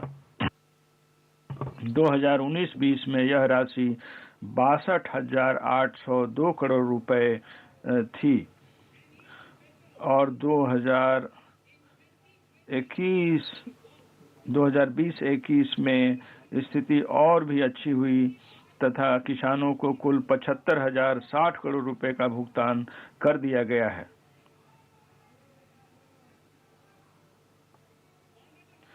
माननीय अध्यक्ष महोदय, एक और महत्वपूर्ण बात, गेहूं उत्पादन करने वाले उन किसानों की संख्या जिनको इनका लाभ मिला है 19-20 में के वो 43.36 लाख तक पहुंच गई है, जो 1920 में 35.57 लाख थी। जहां तक धान की बात है तो 2013-14 में 63,928 करोड़ रुपए का भुगतान किया गया था। 2019-20 में यह राशि बढ़कर 1,41,930 करोड़ रुपए हो गई थी। यहाँ तक कि 2020-21 में स्थिति और भी बेहतर हुई और इस अवधि में यह 2020-21 में यह स्थिति और भी बेहतर हुई और इस अवधि में ये खरीद जारी है, इसलिए मैं अंतिम आंकड़े नहीं दे सकती हूँ। इस अवधि में यह राशि बढ़कर 1,72,752 करोड़ रुपए हो जाने का अनुमान है। इसका लाभ प्राप्त करने वाले किसानों की संख्या जो 2019-20 में 1.24 करोड़ थी, वह बढ़कर 2020-21 में 1.54 करोड़ हो गई है। इसी तरह दालों के मामले में माननीय अध्यक्ष महोदय 2013-14 में 236 करोड़ रुपए का भुगतान किया गया था। यह राशि बढ़कर 2019-20 में 8,285 करोड़ रुपए हो गई थी और अब 2020-21 में यह राशि 10,530 करोड़ रुपए तक पहुंच गई है, जो कि 2013-14 की तुलना में 40 गुना अधिक है।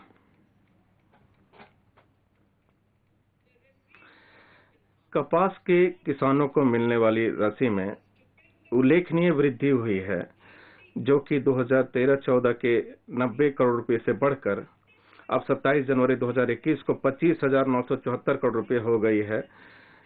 इसका जो ब्यौरा है, मैं जो आंकड़े आपको दे रही हूँ वो 27 जनवरी 2021 के आंकड़े हैं और इसका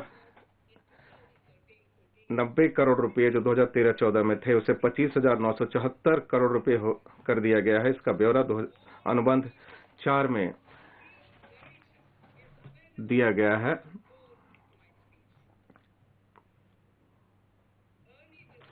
इस वर्ष के शुरू में ही माननीय प्रधानमंत्री जी ने एक स्वामित्व स्कीम शुरू की है।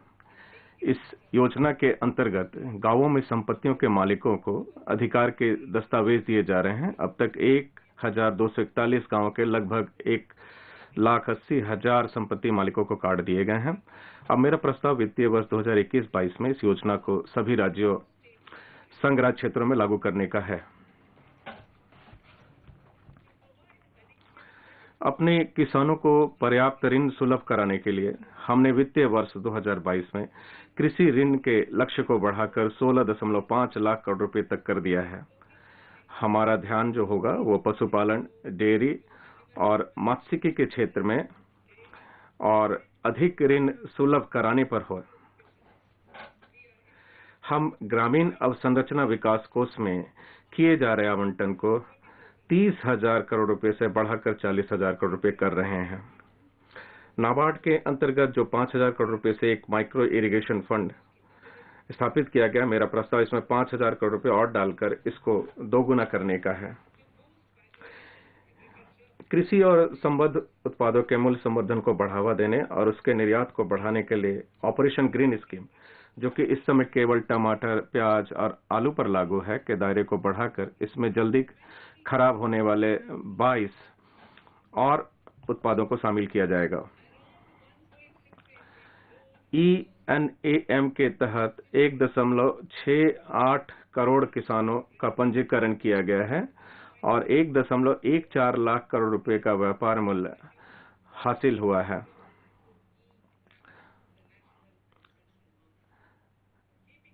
ENAM जो है से कृषि बाजार में जो पारदर्शिता और प्रतिस्पर्धा दिखने में आई है, उसको ध्यान में रखते हुए 1,000 और मंडियों को ENAM के अंतर्गत लाया जाएगा। माननीय अध्यक्ष महोदय, इसके साथ APMC कृषि अवसंरचना कोष की सुविधा प्रदान की जाएगी, जिससे वे अपनी बुनियादी सुविधाओं में वृद्धि कर सकेंगे।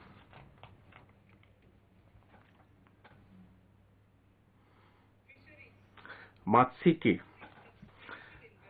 मैं इसमें प्रस्ताव करती हूं कि हम आधुनिक मत्स्यिकी बंदरगाहों और फिश लैंडिंग सेंटर के विकास में पर्याप्त निवेश के लिए प्रस्ताव कर रहे हैं। शुरू में 5 मत्स्य बंदरगाहों कोच्चि, चेन्नई, विशाखापट्टनम, पारादीप और पेटुआ घाट का आर्थिक क्रियाकलापों के हब्स के रूप में विकास किया जाएगा। हम नदियों और जलमार्गों के किनारे स्थित अंतर्देशीय मत्स्य बंदरगाहों और फिश लैंडिंग सेंटर का भी विकास करेंगे। सीवीड फार्मिंग एक ऐसे क्षेत्र के रूप में उभर रहा है जिसमें तटीय समुदायों के जीवन में परिवर्तन लाने की क्षमता है। इससे बड़े पैमाने पर रोजगार मिल सकेगा और अतिरिक्त आय पैदा की जा सकेगी। सीवीड उत्पादन को बढ़ावा देने के लिए तमिलनाडु में एक मल्टीपर्पज सीवीड पार्क की स्थापना किए जाने का मेरा प्रस्ताव है। प्रवासी श्रमिक और मजदूर, हमने एक राष्ट्र एक राशन कार्ड की योजना शुरू की है, जिसके अंतर्गत लाभार्थी देश में कहीं भी अपना राशन ले सकते हैं। प्रवासी मजदूरों को इस योजना का विशेष रूप से लाभ होगा, क्योंकि वे अपने परिवार से दूर रह रहे हैं और जहां वह हैं वहां अपने हिस्से का राशन ले सकते हैं, जबकि उनका परिवार अपने मूल स्थान पर अपना बाकी राशन ले सकता है। मुझे आपको यह बताते हुए हर्ष हो रहा है कि इस एक राष्ट्र एक राशन कार्ड की योजना 32 राज्यों और संघ राज्य क्षेत्रों में चल रही है, जिसमें लगभग 69 करोड़ लाभार्थी आते हैं, जो कि कवर किए गए हैं कुल लाभार्थियों को 86% होते हैं। शेष 4 राज्यों और संघ राज्य क्षेत्रों में भी अगले कुछ महीनों में यह योजना लागू हो जाएगी। गैर संगठित क्षेत्र के श्रमिकों, विशेष रूप से प्रवासी मजदूरों के लिए किए जा रहे हमारे प्रयास को और आगे बढ़ाने के लिए मेरा प्रस्ताव एक ऐसे पोर्टल को शुरू करने का है जिस पर नावों, भवन निर्माण और निर्माण कार्य आदि में लगे श्रमिकों तथा अन्य श्रमिकों के बारे में संगत सूचना संग्रहित की जा सकती है। इससे प्रवासी मजदूरों के लिए स्वास्थ्य, आवास, कौशल, बीमा, क्रेडिट और खाद्य संबंधी योजनाओं को तैयार करने में मदद मिल सकेगी।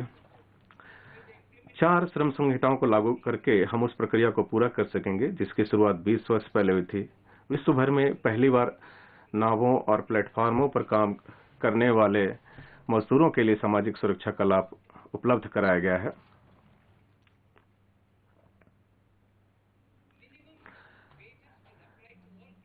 सभी श्रेणी के मजदूरों के लिए न्यूनतम मजदूरी की व्यवस्था लागू होगी और उनको कर्मचारी राज्य बीमा निगम के अंतर्गत लाया जाएगा। महिलाओं को सभी श्रेणी में काम करने की इजाजत होगी और वे नाइट शिफ्ट में भी काम कर सकेंगी तथा उनको पर्याप्त सुरक्षा भी प्रदान की जाएगी। इसी समय नियोजकों पर पड़ने वाले अनुपालन भार को भी कम किया जाएगा और उनको सिंगल रजिस्ट्रेशन और लाइसेंसिंग का लाभ दिया जाएगा और वे अपना रिटर्न ऑनलाइन भर सकेंगे। वित्तीय समायोजन, अनुसूचित जाति, अनुसूचित जनजाति और महिलाओं के लिए चलाई गई स्टैंड अप इंडिया स्कीम के अंतर्गत ऋण की सुविधा को और बेहतर बनाने के लिए मेरा प्रस्ताव है कि मार्जिन मनी की आवश्यकता को 25% से कम करके 15% कर दिया जाए और इसमें कृषि से संबंधित क्रियाकलापों के लिए भी दिए जाने वाले ऋण को शामिल किया जाए। हमने एमएसएमई क्षेत्र को सहारा देने के लिए कई कदम उठाए हैं। इस बजट में भी हमने इस क्षेत्र के लिए 15,700 करोड़ रुपए की व्यवस्था की है, जो कि इस वर्ष के बजट अनुमान का भी 2 गुना है। माननीय अध्यक्ष महोदय, अब मैं चौथे स्तंभ पर आती हूं, मानव पूंजी का पुनः शक्तिवर्धन। हाल ही में घोषित राष्ट्रीय शिक्षा नीति एनईपी का अच्छा स्वागत हुआ है। विद्यालयी शिक्षा, 15,000 से अधिक विद्यालयों में गुणवत्ता की दृष्टि से सुधार किया जाएगा ताकि वहां राष्ट्रीय शिक्षा नीति के सभी घटकों का अनुपालन हो सके। वे अपने अपने क्षेत्र में एक उदाहरण परक विद्यालय के रूप में उभर कर आएंगे और अन्य विद्यालयों को भी सहारा देंगे तथा मार्गदर्शन करेंगे ताकि इस नीति के आदर्श को प्राप्त किया जा सके। गैर सरकारी संगठनों, निजी स्कूलों, राज्यों के साथ भागीदारी में 100 नए सैनिक स्कूल स्थापित किए जाएंगे। उच्चतर शिक्षा, बजट 2019-20 में मैंने भारतीय उच्चतर शिक्षा आयोग गठित करने के बारे में उल्लेख किया था। हम उसे क्रियान्वित करने के लिए इस वर्ष विधान पेश करेंगे। यह एक छत्रक निकाय होगा जिसमें निर्धारण, प्रत्यायन, विनियमन और फंडिंग के लिए 4 अलग-अलग घटक होंगे। हमारे अधिकतर शहरों में विभिन्न प्रकार के अनुसंधान संस्थान, विश्वविद्यालय और कॉलेज होते हैं जिनको भारत सरकार से सहायता प्राप्त होती है। उदाहरण के तौर पर हैदराबाद में ऐसे लगभग 40 प्रमुख संस्थान हैं। ऐसे 9 शहरों में हम औपचारिक रूप से छत्रक संरचनाओं की स्थापना करेंगे जिससे इन संस्थानों के बीच बेहतर समन्वय हो सके और साथ ही साथ इनकी आंतरिक स्वायत्तता भी बरकरार रखी जा सके। इस उद्देश्य के लिए एक ब्लू ग्रांट अलग से रखा जाएगा। लद्दाख में उच्चतर शिक्षा की व्यवस्था करने के लिए लेह में एक केंद्रीय विश्वविद्यालय की स्थापना करने का हमारा प्रस्ताव है।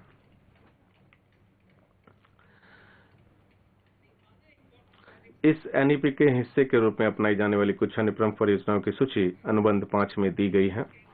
अनुसूचित जाति एवं अनुसूचित जनजाति कल्याण, हमने अपने जनजाति क्षेत्रों में 750 एकलव्य मॉडल रेजिडेंशियल स्कूलों की स्थापना करने का लक्ष्य रखा है।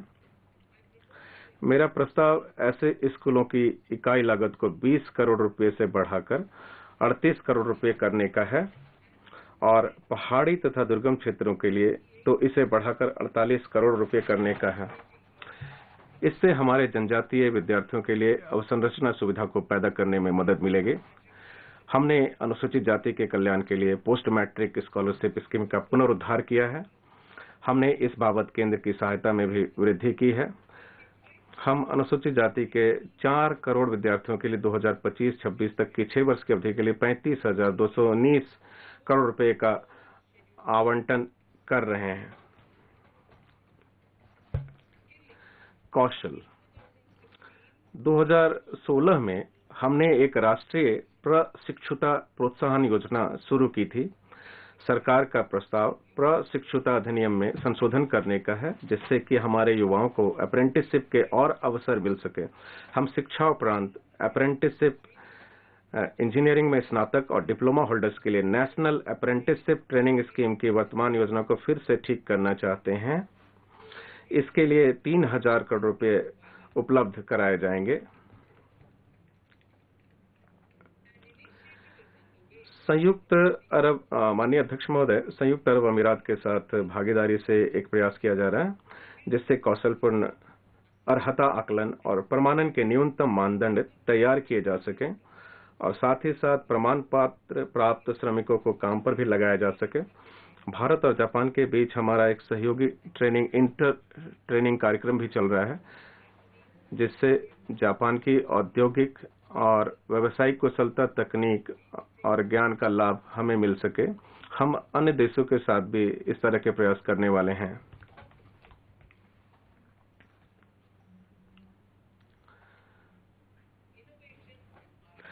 अभिनव एवं अनुसंधान तथा विकास। अपने जुलाई 2019 के बजट अभिभाषण में हमने एक नेशनल रिसर्च फाउंडेशन की घोषणा की थी। अब हमने इन 5 वर्षों में 50,000 करोड़ रुपए के परिव्यय से इस एनआरएफ की कार्यप्रणाली तैयार कर ली है। इससे देश की संपूर्ण अनुसंधान व्यवस्था मजबूत होगी और अभिज्ञात व राष्ट्रीय प्राथमिकता परक क्षेत्रों पर ध्यान केंद्रित हो सकेगा। विगत हाल में डिजिटल पेमेंट के मामले में कई गुना वृद्धि हुई है। इस डिजिटल लेन देन को और अधिक बढ़ावा देने के लिए हमने एक प्रस्तावित योजना के लिए 1,500 करोड़ रुपए निर्धारित किए हैं, जिससे डिजिटल मोड में भुगतान करने के लिए वित्तीय रूप से प्रोत्साहन दिया जा सकेगा। हम एक नई पहल राष्ट्रीय भाषा अनुवाद मिशन NTLM शुरू करने वाले हैं। इससे शासन एवं नीति से संबंधित ज्ञान को भारत की प्रमुख भाषाओं में इंटरनेट पर उपलब्ध कराया जा सकेगा।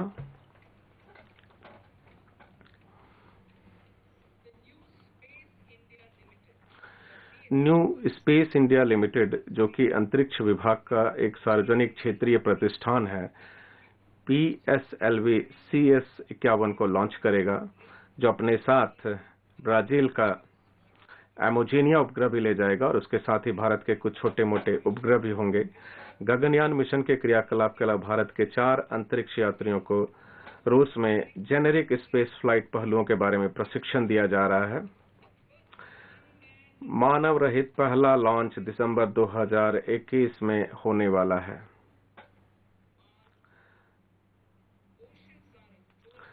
हमारे सागर जैविक और गैर जैविक संसाधनों के भंडार गृह हैं। इस व्यवस्था को बेहतर ढंग से समझने के लिए हम एक गहरा सागर मिशन शुरू करने वाले हैं, जिसके लिए अगले 5 वर्षों के लिए 4,000 करोड़ रुपए के बजट परिव्यय की व्यवस्था की गई है। इस मिशन में गहरे समुद्र में सर्वेक्षण और अन्वेषण के कार्यों को तथा गहरे समुद्र की जैव विविधता के संरक्षण की परियोजनाओं को शामिल किया गया है। अब मैं माननीय अध्यक्ष महोदय 6ठे स्तंभ पे आती हूं, न्यूनतम सरकार अधिकतम शासन। माननीय अध्यक्ष महोदय, अब मैं 6 स्तंभों में से आखिरी स्तंभ पर आती हूं। यह हमारे प्रमुख सिद्धांतों में से एक सिद्धांत न्यूनतम सरकार अधिकतम शासन में सुधारों के लिए योजनाओं की रूपरेखा प्रस्तुत करेगा। हमने तीव्रतापूर्वक न्याय देने के लिए विगत 6 वर्षों में अधिकरणों के कामकाज में सुधार लाने के लिए कई प्रकार के कदम उठाए हैं। सुधार प्रक्रिया को जारी रखते हुए मैं अब अधिकरणों के कार्यकरण को तर्कसंगत बनाने के लिए और उपाय करने का प्रस्ताव करती हूं। हमने 56 सहबद्ध स्वास्थ्य रक्षा वृत्तियों का पारदर्शी और कुशल विनियमन सुनिश्चित करने के उद्देश्य से संसद में राष्ट्रीय सहबद्ध वृत्तिक आयोग विधेयक पेश किया है। इसके अतिरिक्त परिचर्या वृत्ति में पारदर्शिता, कुशलता और अभिशासन सुधार लाने के लिए सरकार द्वारा राष्ट्रीय परिचर्या और धात्री विद्या आयोग विधेयक पारित किए जाने हेतु पेश किया जाएगा।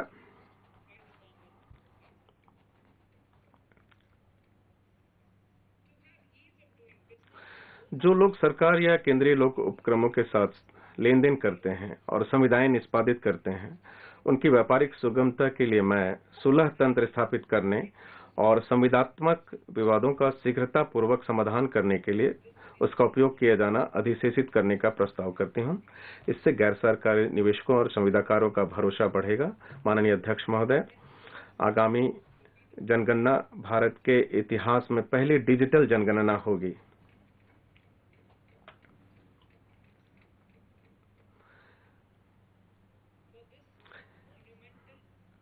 इस अत्यंत महत्वपूर्ण एवं मील का पत्थर साबित होने वाले कार्य के लिए मैंने वर्ष 2021-22 में 3,768 करोड़ रुपए आवंटित किए हैं। माननीय अध्यक्ष महोदय, गोवा पुर्तगाली शासन से राज्य की मुक्ति का हीरक जयंती वर्ष मना रहा है। भारत सरकार की ओर से मैं गोवा सरकार को आयोजन के लिए 300 करोड़ रुपए का अनुदान देने का प्रस्ताव करती हूं। मैं चाय श्रमिकों, विशेषकर असम और पश्चिम बंगाल में महिलाओं और उनके बच्चों के कल्याण के लिए 1,000 करोड़ रुपए उपलब्ध कराने का प्रस्ताव करती हूं। उसके लिए एक विशेष योजना बनाई जाएगी।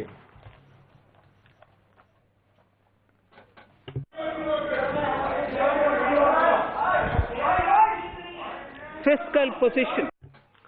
राजकोषीय स्थिति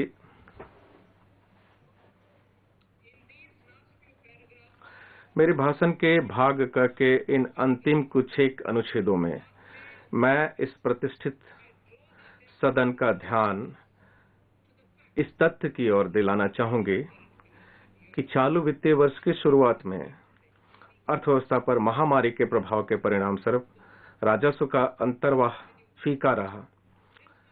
यह समाज के आरक्षित वर्गों, विशेषकर निर्धन लोगों, महिलाओं, अनुसूचित जातियों और अनुसूचित जनजातियों को अनिवार्य राहत मुहैया कराने के लिए अत्यधिक व्यय किए जाने के साथ मिलकर घटित हुआ।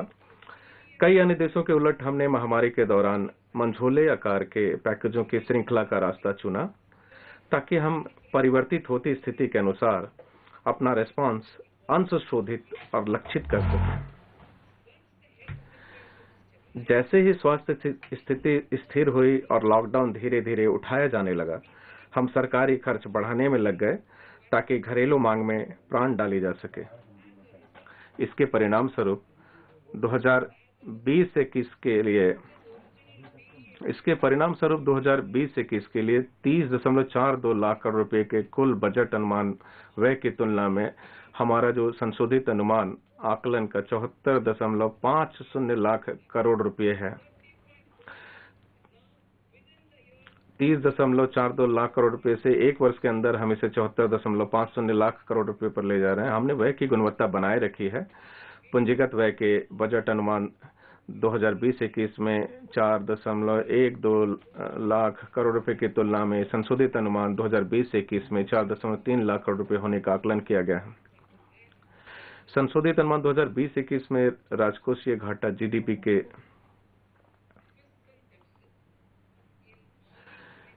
संशोधित अनुमान 2020-21 में राजकोषीय घाटा जीडीपी के 9.5% पर निर्धारित किया गया है। हमने इसका सरकारी उधारियों, बहुपक्षीय उधारियों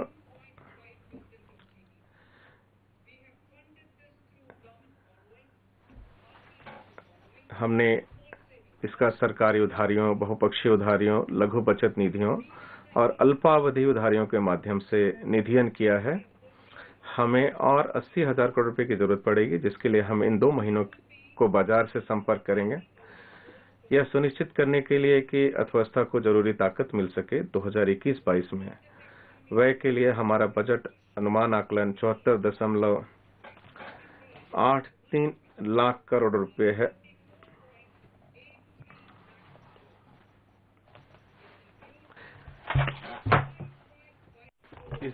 इसमें पूंजीगत व्यय के रूप में 5.54 लाख करोड़ रुपए शामिल है। इस तरह 2020-21 के बजट अनुमान आंकड़ों पर 34.5% की वृद्धि हुई है। बजट अनुमान 2021-22 में राजकोषीय घाटा जीडीपी का 6.8% होने का अनुमान है। अगले वर्ष के लिए बाजार से सकल उधारी लगभग 12 लाख करोड़ रुपए होगी। हमारी योजना है कि हम राजकोषीय समेकन के अपने पथ पर चलना जारी रखें और राजकोषीय घाटा स्तर को कम करके 2025-26 तक इस अवधि के दौरान साधारण रूप से स्थिर ह्रास के साथ जीडीपी के 4.5% पर लाना चाहते हैं। हम पहले बेहतर अनुपालन के माध्यम से कर राजस्व में उछाल लाकर और दूसरे परिसंपत्तियों जिसमें लोक उद्यम और भूमि सम्मिलित है के मुद्रीकरण से प्राप्तियां बढ़ाकर समेकन हासिल करने की उम्मीद करते हैं। इस विधेयक के माध्यम से भारत की आकस्मिकता निधि 500 करोड़ से बढ़ाकर 30,000 करोड़ रुपए की जा रही है।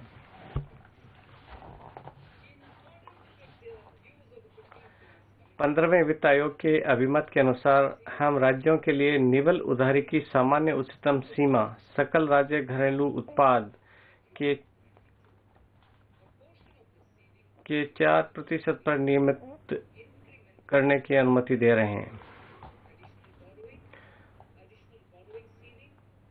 इस उच्च सीमा का एक हिस्सा वृद्धि परक पूंजीगत व्यय पर खर्च करने के लिए निर्दिष्ट किया जाएगा।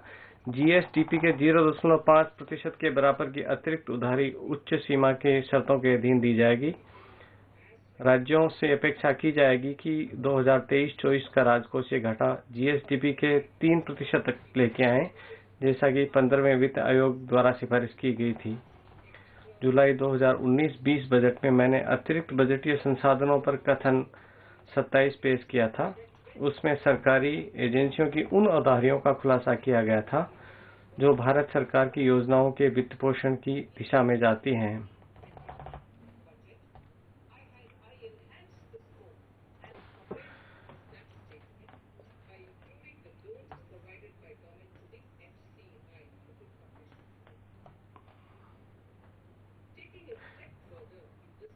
अपने 2020-21 के बजट में मैंने सरकार द्वारा भारतीय खाद्य निगम को दिए गए ऋणों को शामिल करके कथन के स्कोप और कवरेज का विस्तार कर दिया था। इस दिशा में और कदम उठाते हुए संशोधित अनुमान 2020-21 में और बजट अनुमान 2021-22 में बजटीय प्रावधान करके खाद्य सब्सिडियों के लिए भारतीय खाद्य निगम को दिए जाने वाले एनएसएफ ऋण को बंद करने का प्रस्ताव करती हूँ। अतिरिक्त बजटीय संसाधन विवरण अनुबंध 6 पर दिए गए हैं। हम जानते हैं कि एफआरबीएम अधिनियम निर्देशित करता है कि जीडीपी के 3% के बराबर राजकोषीय घाटा 31 मार्च 2020-21 तक हासिल किया जाए। इस वर्ष के अभूतपूर्व एवं अप्रत्याशित परिस्थितियों को ये जरूरी बना दिया है कि एफआरबीएम अधिनियम की धारा 4, 5 और 7, 3 ख के अंतर्गत विचलन कथन प्रस्तुत किया जाए, जिसे मैं एफआरबीएम दस्तावेज के भाग के रूप में सभा के पटल पर रख रही हूँ। सामान्य वर्ग, जिससे पहले ही मैंने उल्लेख किया है, के साथ केंद्रीय सरकार के राजकोषीय घाटे को उपार्जित करने के लिए मैं एफआरबीएम अधिनियम में संशोधन पेश करूंगी। अध्यक्ष महोदय, 9 दिसंबर 2020 को 15वें वित्त आयोग ने 2021 से 26 की समयावधि को कवर करते हुए अपनी अंतिम रिपोर्ट राष्ट्रपति जी को प्रस्तुत कर दी है। सरकार ने आयोग की रिपोर्ट राज्यों का ऊर्ध्वमुखी हिस्सा 41% पर बरकरार रखते हुए व्याख्यात्मक टिप्पणियों के साथ संसद में रख दी है। हम राजकोषीय संघवाद के प्रति अपनी प्रतिबद्धता को महत्व देते हैं और इसलिए इस सिफारिश का पालन किए जाने का प्रस्ताव करते हैं। 14वें वित्त आयोग में एक राज्य होने के नाते जम्मू एवं कश्मीर अंतरण का हकदार था। अब जम्मू और कश्मीर तथा लद्दाख संघ राज्य क्षेत्रों को निधियां केंद्र द्वारा प्रदान की जाएगी। आयोग की सिफारिश पर मैंने 2021-22 में 17 राज्यों को राजस्व घाटा अनुदान के रूप में 1,18,452 करोड़ रुपए मुहैया करा दिए, जबकि 2020-21 में मैंने इसके लिए 14 राज्यों को 74,340 करोड़ रुपए जारी किए थे। माननीय अध्यक्ष महोदय, अब मैं भाग 6 पर आती हूँ।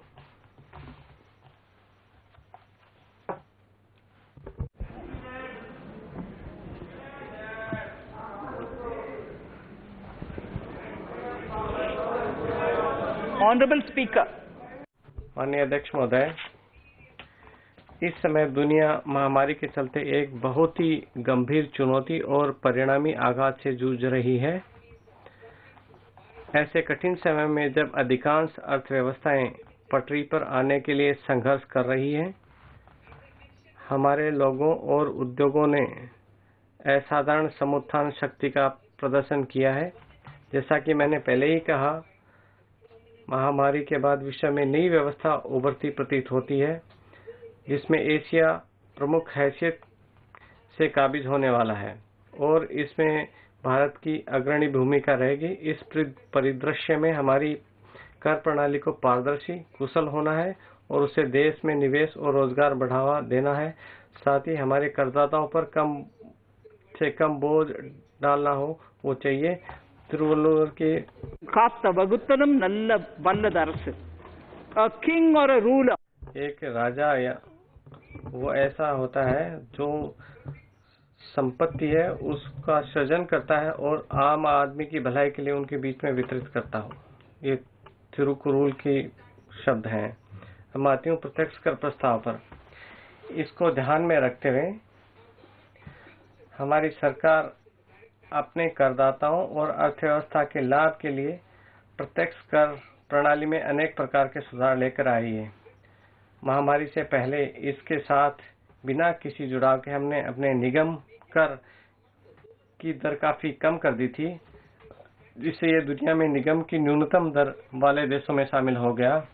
लाभांश वितरण पर भी समाप्त कर दिया गया था। छोटे करदाताओं पर कराधान का बोझ बढ़ती छूटों के चलते कम हुआ और वर्ष 2020 में आयकर रिटर्न भरने वालों की संख्या में अप्रत्याशित बढ़ोतरी के साथ 6.48 करोड़ पहुंच गई। वर्ष 2014 में यह संख्या मात्र 3.31 करोड़ थी। प्रत्यक्ष कर प्रशासन में हमने पहले से फेसलेस असेसमेंट और फेसलेस अपील शुरू की। मेरा प्रयास है कि प्रशासन अब वाद विवाद और सरल संरचना बनाने और कर अनुपालन को सहज बनाने की ओर है। अब मैं आती हूँ वरिष्ठ नागरिकों के राहत पर। मैं अपने प्रत्यक्ष कर प्रस्ताव की शुरुआत अपने वरिष्ठ नागरिकों को प्रणाम करते हुए करती हूँ। अब हम देश की स्वतंत्रता के 75वें वर्ष में जब हम नए जोश और उत्साह के साथ राष्ट्र निर्माण में लगे हुए हैं, हमारे वरिष्ठ नागरिक जो 75 वर्ष से अधिक आयु के हैं, उनको जिनका केवल पेंशन ही है और कर अनुपालन का बोझ कम करना चाहती हूँ। जिन वरिष्ठ नागरिकों के पास वेतन और ब्याज से होने वाली आय है, उनके लिए मैं उन्हें आयकर विवरणी दर्ज करने से छूट प्रदान करने का प्रस्ताव करती हूँ। भुगतानकर्ता बैंक उनकी आय पर आवश्यक कर की कटौती कर लेगा। इससे समय कम लगेगा। ये महत्वपूर्ण घोषणा है। माननीय अध्यक्ष महोदय, वर्तमान में एक आकलन है, कर निर्धारण प्रक्रिया 6 वर्ष तक और गंभीर कर धोखाधड़ी के मामले में 10 वर्ष तक पुनः खोली जा सकती है। इसके परिणाम स्वरूप करदाताओं को लंबे समय तक अनिश्चितता की बीच रहना पड़ता है। इसलिए मैं कर निर्धारण प्रक्रिया को पुनः खोलने की समय सीमा को मौजूदा 6 वर्ष से घटाकर 3 वर्ष करने का प्रस्ताव करती हूँ। कर अपवंचन के गंभीर मामलों में भी केवल जहां 1 वर्ष में 50 लाख रुपए या उससे अधिक की आय को छिपाने का साक्ष्य है, कर निर्धारण को 10 वर्ष तक पुनः खोला जा सकता है।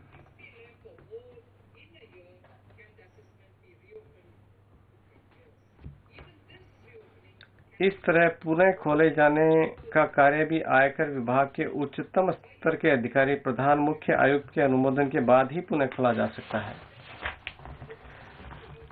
विवाद समाधान समिति की स्थापना। माननीय अध्यक्ष महोदय, ये इस प्रकार सरकार का संकल्प रहा है कि मुकदमेबाजी को कम किया जाए, जिसने वर्तमान कराधान प्रणाली को बिगाड़ दिया। सरकार करदाताओं को लंबे समय से लंबित पड़े उनके विवादों को निपटाने का अवसर प्रदान करने और समय और संसाधनों पर पड़ने वाले अतिरिक्त बोझ से उन्हें राहत दिलाने के लिए प्रत्यक्ष कर विवाद से विश्वास स्कीम लेकर आई थी। इस स्कीम को करदाताओं ने सहर्ष स्वीकारा और 30 जनवरी 2021 तक इस स्कीम के तहत 1,10,000 से अधिक करदाताओं ने 85,000 करोड़ रुपए से अधिक मूल्य के करदाताओं को निपटाने का विकल्प दिया। छोटे करदाताओं के लिए मुकदमेबाजी को और कम करने के उद्देश्य से मैं विवाद समाधान समिति के गठन का प्रस्ताव करती हूं, जो दक्षता, पारदर्शिता और जवाबदेही सुनिश्चित करने के लिए फेसलेस होगी।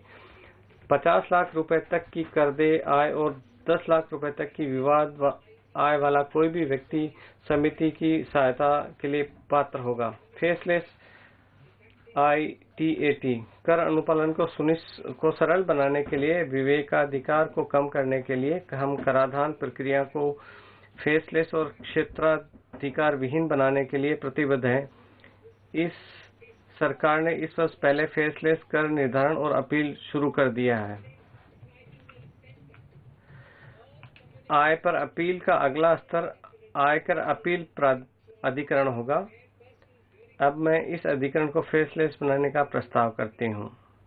हम राष्ट्रीय फेसलेस आयकर अपीलीय अधिकरण केंद्र की स्थापना करेंगे। अधिकरण और अपीलकर्ता के बीच में होने वाला सारा पत्राचार इलेक्ट्रॉनिक होगा। जहां व्यक्तिगत सुनवाई की जरूरत पड़ती है, वहां वीडियो कॉन्फ्रेंसिंग के माध्यम से होगी।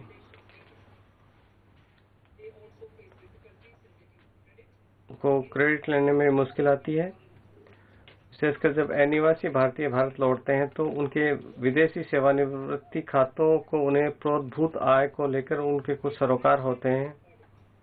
अब आती हूँ लेखा परीक्षा से छूट के बारे में।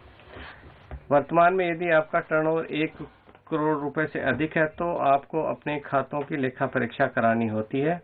फरवरी 2020 के बजट में मैंने उन लोगों के लिए कर लेखा परीक्षा की सीमा को 5 करोड़ रुपए तक बढ़ाई थी जो अपने 95% लेन देन डिजिटल आधार पर करते हैं। डिजिटल लेन देन को और अधिक बढ़ावा देने और कर अनुपालना बोझ कम करने के लिए मैं ऐसे व्यक्तियों के लिए कर लेखा परीक्षा की सीमा को 5 करोड़ से बढ़ाकर 10 करोड़ करने का प्रस्ताव करती हूँ। लाभांश के लिए राहत। पिछले बजट में मैंने निवेश को बढ़ावा देने के लाभांश वितरण कर को समाप्त कर दिया था। लाभांश शेयरधारकों के हाथ में कर दे बना दिया था। अब कर अनुपालन की सुगमता के लिए मैं RIIT इनविट में लाभांश के भुगतान को स्रोत पर कटौती से छूट प्रदान करने का प्रस्ताव करती हूँ। इसके अतिरिक्त चूंकि अग्रिम कर का भुगतान करने के लिए शेयरधारकों द्वारा लाभांश आय की राशि का ठीक से अनुमान नहीं लगाया जा सकता, इसलिए मैं ये प्रावधान करने का प्रस्ताव करती हूँ कि लाभांश आय पर अग्रिम कर की देयता लाभांश की घोषणा उसके भुगतान के बाद ही उत्पन्न होगी। इसके अलावा विदेशी संस्थागत निवेशकों के लिए मैं लाभांश आय पर कमतर सुलह दर पर कर की कटौती का प्रस्ताव करती हूँ। अवसंरचना क्षेत्र में विदेशी निवेश को आकर्षित बनाना। पिछले बजट में अवसंरचना क्षेत्र में विदेशी निवेश को आकर्षित करने के लिए हमने विदेशी सॉवरेन वेल्थ फंड और पेंशन फंड्स को भारतीय अवसंरचना में निवेश में होने वाली उनकी आमदनी पर कतिपय शर्तों के अधीन 100% कर छूट दी थी। हमने ये पाया कि ऐसी कुछ निधियां इनमें से कुछ शर्तों को पूरा करने में कठिनाई का सामना कर रही हैं। ये सुनिश्चित करने के लिए कि बड़ी संख्या में फंड्स भारत में निवेश करें, मैं प्राइवेट निधियन पर निषेध, व्यावसायिक गतिविधियों और अवसंरचना पर प्रत्यक्ष निवेश पर प्रतिबंध से संबंधित इनमें कुछ शर्तों में ढील देने का प्रस्ताव करती हूँ।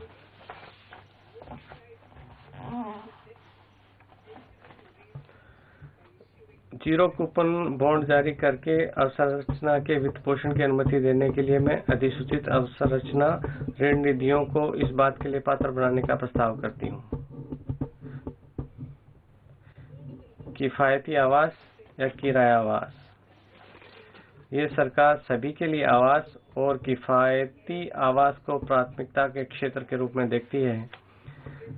पिछले बजट में मैंने किफायती आवास खरीदने के लिए ऋण के लिए 1.5 लाख रुपए की धनराशि तक ब्याज में अतिरिक्त कटौती का प्रावधान किया था। इस कटौती की पात्रता को एक और वर्ष अर्थात 31 मार्च 2022 तक बढ़ाने का प्रस्ताव करती हूँ। इस तरह 1.5 लाख रुपए की अतिरिक्त कटौती किफायती आवास खरीदने के लिए 31 मार्च 2022 तक के लिए गए ऋणों के लिए उपलब्ध होगी। इसके अलावा किफायती आवास की आपूर्ति बनाए रखने के लिए मैं प्रस्ताव करती हूं कि किफायती आवास परियोजनाएं और एक वर्ष अर्थात 31 मार्च 2022 तक कर अवकाश का लाभ उठा सकती हैं। हम उम्मीद करते हैं कि प्रवासी मजदूरों के लिए किफायती किराए के आवास की आपूर्ति को बढ़ावा मिलेगा। इसके लिए मैं अधिसूचित किफायती किराया आवास परियोजनाओं के लिए कर में छूट की अनुमति देने का प्रस्ताव करती हूँ।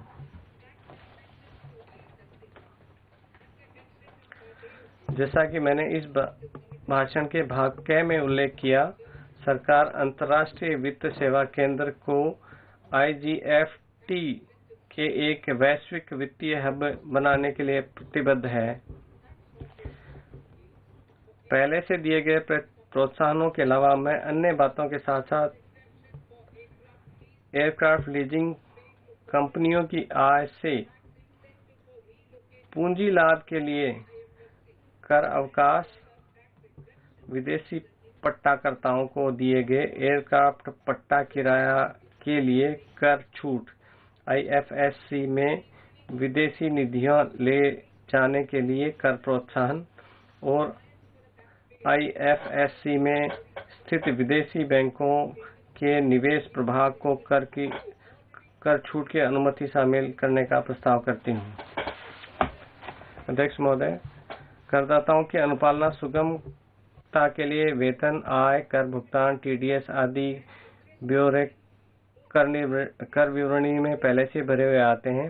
कर विवरणी भरना और आसान बनाने के लिए सूचीबद्ध प्रतिभूतियों से पूंजी लाभ, लाभांश, आय और बैंकों तथा पोस्ट ऑफिस आदि से प्राप्त ब्याज के बारे में पहले से ही भरे हुए होंगे।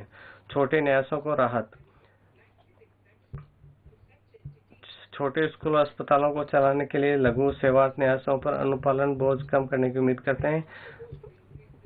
अभी तक ऐसी संस्थानों को छूट मिली हुई थी जिनकी वार्षिक प्राप्ति 1 करोड़ रुपए से अधिक नहीं हो। अब मैं इस राशि को बढ़ाकर 5 करोड़ करने का प्रस्ताव करती हूँ। श्रमिक कल्याण। हमने पाया है कि कुछ नियोक्ता भविष्य निधि, अधिवर्षता निधि इत्यादि के तहत कर्मचारी अंशदान की कटौती कर लेते हैं, परंतु उन अंशदानों को निर्धारित समय के भीतर जमा नहीं करते हैं। इससे कर्मचारियों को ब्याज का आय की हानि होती है। ऐसे मामलों में जहां नियोक्तावाद में वित्तीय रूप से अक्षम हो जाता है, वहां अंशदान जमा न करने के कारण कर्मचारियों को स्थायी नुकसान हो जाता है। यह सुनिश्चित करने के लिए कि कर्मचारियों का अंशदान समय पर जमा हो, मैं फिर से कहती हूं कि नियोक्ता द्वारा कर्मचारी अंशदान को विलंब से जमा किए जाने की नियोक्ता की कटौती के रूप में कभी भी अनुमति नहीं दी जाएगी।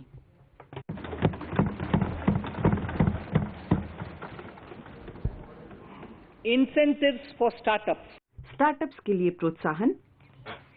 देश में स्टार्टअप्स को प्रोत्साहित करने के लिए मैं स्टार्टअप्स के लिए कर अवकाश का दावा करने की पात्रता और 1 वर्ष अर्थात 31 मार्च 2022 तक बढ़ाने का प्रस्ताव करती हूं। इसके अलावा स्टार्टअप्स में फंडिंग प्रोत्साहित करने के लिए मैं स्टार्टअप्स में निवेश करने के लिए पूंजी लाभ छूट को और 1 वर्ष अर्थात 31 मार्च 2022 तक बढ़ाने का प्रस्ताव करती हूं। महोदय, अब मैं अप्रत्यक्ष कर प्रस्ताव की बात करूंगी, जीएसटी। इससे पहले कि मैं अपने अप्रत्यक्ष कर प्रस्ताव पर आऊं, मैं सदन को जीएसटी के बारे में बताना चाहूंगी। जीएसटी अब 4 वर्ष पुराना हो गया है और इसे और सरल बनाने के लिए हमने अनेक उपाय किए हैं। कुछ उपाय इस प्रकार हैं। पहला, एसएमएस के माध्यम से शून्य रिटर्न। दूसरा, छोटे करदाताओं के लिए तिमाही रिटर्न और मासिक भुगतान। तीसरा, इलेक्ट्रॉनिक बीजक प्रणाली। चौथा, अधिप्रमाणित इनपुट कर विवरण। पांचवा, पहले से भरा हुआ संपादन योग्य जीएसटी रिटर्न। और छठा, अलग अलग समय पर रिटर्न का भरा जाना। जीएसटीएन प्रणाली की क्षमता भी बढ़ा दी गई है। हमने विशेष अभियान चलाकर कर वंचकों और जाली बिल निर्माताओं की पहचान करने के लिए डीप एनालिटिक्स और कृत्रिम इंटेलिजेंस यानी आर्टिफिशियल इंटेलिजेंस का भी इस्तेमाल किया है। परिणाम स्वयं बोलते हैं। हमने पिछले कुछ महीनों में रिकॉर्ड कलेक्शन किया है।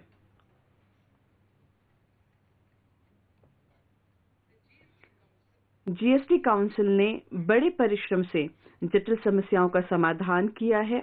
इस काउंसिल की अध्यक्षा के रूप में मैं सदन को आश्वस्त करना चाहती हूं कि हम जीएसटी को और सुचारू बनाने तथा प्रतिलोभी शुल्क संरचना जैसी विसंगतियों को दूर करने के लिए सभी संभव उपाय करेंगे। सीमा शुल्क को युक्ति संगत बनाना। हमारी सीमा शुल्क नीति को 2 उद्देश्य होने चाहिए। पहला, घरेलू विनिर्माण को बढ़ावा देना और दूसरा, भारत को वैश्विक मूल्य श्रृंखला में शामिल होने देना तथा अधिक निर्यात करने में मदद करना। अब कच्ची सामग्रियों की सुलभता तथा मूल्य संवर्धित उत्पादों के निर्यात को आसान बनाने पर जोर दिया जाता है। इस दिशा में पिछले वर्ष हमने 80 पुरानी रियायतों को समाप्त करते हुए सीमा शुल्क संरचना की पूरी तरह से जांच करने का कार्य शुरू कर दिया है। मैं उन सभी लोगों को भी धन्यवाद देती हूं जिन्होंने इस पुनर्विलोकन पर सुझाव देने के लिए क्राउड सोर्सिंग कॉल्स पर बड़े उत्साह से जवाब दिया है। मैं अब इस वर्ष 400 से भी अधिक पुरानी रियायतों की समीक्षा करने का प्रस्ताव करती हूं। मैं अपने आप को दोहराती हूं कि मेरा ये प्रस्ताव है कि 400 से भी अधिक पुरानी रियायतों की समीक्षा करने का प्रस्ताव है। हम इसे व्यापक रूप से परामर्श करके करेंगे और 1 अक्टूबर 2021 से हम विकृतियों से मुक्त संशोधित सीमा शुल्क संरचना स्थापित करेंगे। मैं यह प्रस्ताव भी करती हूं कि अब से सीमा शुल्क में कोई नई रियायत इसके जारी होने की तारीख से 2 वर्षों के बाद 31 मार्च तक वैध होगी। इलेक्ट्रॉनिक एवं मोबाइल फोन उद्योग। घरेलू इलेक्ट्रॉनिक विनिर्माण में तीव्र गति से विकास हुआ है। अब हम मोबाइल और चार्जर जैसी वस्तुओं का निर्यात कर रहे हैं। बृहत्तर घरेलू मूल्यवर्धन के लिए हम चार्जरों के कल पुर्जों और मोबाइल के सब पार्ट्स से कुछ रियायतें वापस ले रहे हैं। इसके अलावा मोबाइल के कुछ कुल पुर्जे शून्य दर से साधारण 2.5% में चले जाएंगे। लोहा और इस्पात की कीमतों में हाल ही में हुई तीव्र बढ़ोतरी के कारण एमएसएमई और अन्य प्रयोक्ता उद्योगों को काफी आघात पहुंचा है। इसलिए हम गैर मिश्र धातु और स्टेनलेस स्टील के अर्ध एक समान तथा लंबे उत्पादों पर सीमा शुल्क एक समान रूप से 7.5% करके सीमा शुल्क कम कर रहे हैं। धातु का पुनर्चक्रण करने वालों जो अधिकांश एमएसएमई को राहत देने के लिए मैं स्टील स्क्रैप पर शुल्क में 31 मार्च 2022 तक की अवधि के लिए छूट दे रही हूं। इसके अलावा मैं कुछ स्टील उत्पादों पर एडीडी और सीवीडी का भी प्रतिसंहरण कर रही हूं। इसके अतिरिक्त तांबा पुनर्चक्रकों को राहत प्रदान करने के लिए मैं तांबा स्क्रैप पर शुल्क 5% से घटाकर 2.5% कर रही हूं। वस्त्र क्षेत्र रोजगार सृजन करता है और अर्थव्यवस्था में उल्लेखनीय रूप से योगदान देता है। हस्त निर्मित वस्त्र में कच्चे माल की निविष्टियों पर शुल्क को युक्तिसंगत किए जाने की आवश्यकता है। अब हम नायलॉन चेन को पॉलिएस्टर और मानव निर्मित अन्य रेशे के बराबर ला रहे हैं। हम कैप्रोलैक्टम, नायलॉन चिप्स और नायलॉन फाइबर पर धागे पर बीसीडी दरों को एक समान रूप से घटाकर 5% कर रहे हैं। इससे वस्त्र उद्योग, एमएसएमई तथा निर्यात में भी मदद मिलेगी। रसायन, हमने रसायनों पर सीमा शुल्क दरों को अंशशोधित किया है ताकि घरेलू मूल्यवर्धन को प्रोत्साहन मिले और प्रतिलोमनों को हटाया जा सके। उदाहरण स्वरूप प्रतिलोमन को ठीक करने के लिए हमने नाप्ता पर सीमा शुल्क को घटाकर 2.5% कर रहे हैं। सोना एवं चांदी, वर्तमान में सोना और चांदी पर 12.5% सीमा शुल्क लगाया जाता है। क्योंकि जुलाई 2019 में शुल्क 10% से बढ़ा दिया गया था, इसलिए कीमती धातुओं के मूल्य में तीव्र वृद्धि हुई है। इससे पिछले स्तरों के समीप लाने के लिए हम सोना और चांदी पर सीमा शुल्क को युक्तिसंगत बना रहे हैं। नवीकरणीय ऊर्जा, भाग क्रम में हमने पहले स्वीकार किया कि भारत में सौर ऊर्जा की अपार संभावना है। घरेलू क्षमता तैयार करने के लिए हम सोलर सेल और सोलर पैनलों के लिए चरणबद्ध विनिर्माण योजना अधिसूचित करेंगे। वर्तमान में घरेलू उत्पादन को प्रोत्साहित करने के लिए हम सोलर इन्वर्टरों पर शुल्क को 5% से बढ़ाकर 20% और सोलर लालटेन पे 5% से बढ़ाकर 15% कर रहे हैं। Capital equipment and auto parts, पूंजीगत उपस्कर और ऑटो पार्ट, देश में भारी पूंजीगत उपस्कर का घरेलू रूप से विनिर्माण करने की अपार संभावना है। हम दर संरचना की यथासमय विस्तार से समीक्षा करेंगे। हालांकि हम कुछ मदों पर शुल्क दरों में तुरंत संशोधन कर रहे हैं। हम टनल बोरिंग मशीन पर छूट वापस लेने का प्रस्ताव रखते हैं।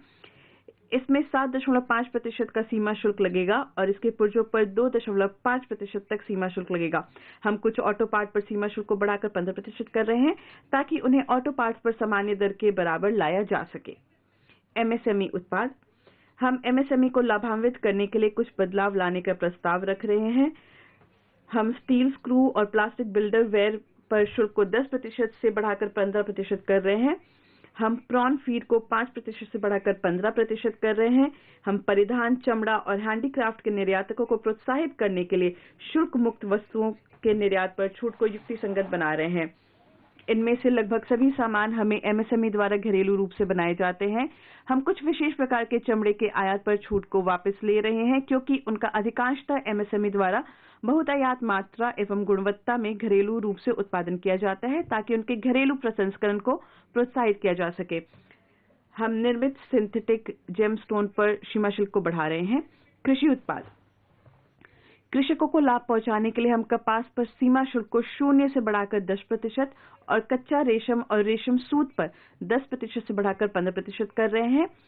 हम डीनेचर्ड इथाइल अल्कोहल पर उद्दिष्ट उपयोग आधारित छूट भी वापस ले रहे हैं। वर्तमान में मकई चोकर, राइस ब्रान ऑयल केक और एनिमल फीड एडिटिव जैसी वस्तुओं पर दरें एक समान रूप से 15% पर है। कृषिगत अवसंरचना में सुधार किए जाने की तत्काल आवश्यकता है ताकि कृषिगत आउटपुट को कुशलतापूर्वक परिरक्षित और सुसंस्कृत करते हुए हम अधिक उत्पादन कर सके। इससे हमारे किसानों को पारिश्रमिक में वृद्धि सुनिश्चित होगी। इस उद्देश्य से संसाधन निर्धारित करने के लिए मैं थोड़ी संख्या में वस्तुओं पर कृषिगत अवसंरचना और विकास उपकर का प्रस्ताव करती हूँ। हालांकि यह उपकर लगाते समय हमने यह ध्यान रखा है कि अधिकांश के संबंध में उपभोक्ताओं पर कोई अतिरिक्त भार ना पड़े। प्रक्रियाओं को युक्तिसंगत बनाना और अनुपालन को आसान बनाना, उनके न्याय संगत अनुप्रयोग के लिए हम एडीडी और सीवीडी लेवी से संबंधित प्रावधानों में कुछ बदलाव करने का प्रस्ताव करते हैं। सीमा शुल्क जांच पूरी करने के लिए हम निश्चित समय सीमा निर्धारित कर रहे हैं। वर्ष 2020 में हमने तुरंत सीमा शुल्क पहल लागू की थी जिससे फेसलेस, कागज रहित और संपर्क रहित सीमा शुल्क उपाय लाए गए। सितंबर 2020 से हमने रूल्स ऑफ ओरिजिन प्रशासन के लिए एक नई प्रक्रिया शुरू की है। इससे एफटीए के दुरुपयोग को अंकुश लगाने में मदद मिली है। प्रत्यक्ष और अप्रत्यक्ष करों में प्रस्तावित बदलावों से संबंधित विशिष्ट ब्यौरे मेरे भाषण के अनुबंध में सूचीबद्ध हैं। अध्यक्ष महोदय, इन शब्दों के साथ मैं इस प्रतिष्ठित सदन को बजट सौंपती हूँ। धन्यवाद।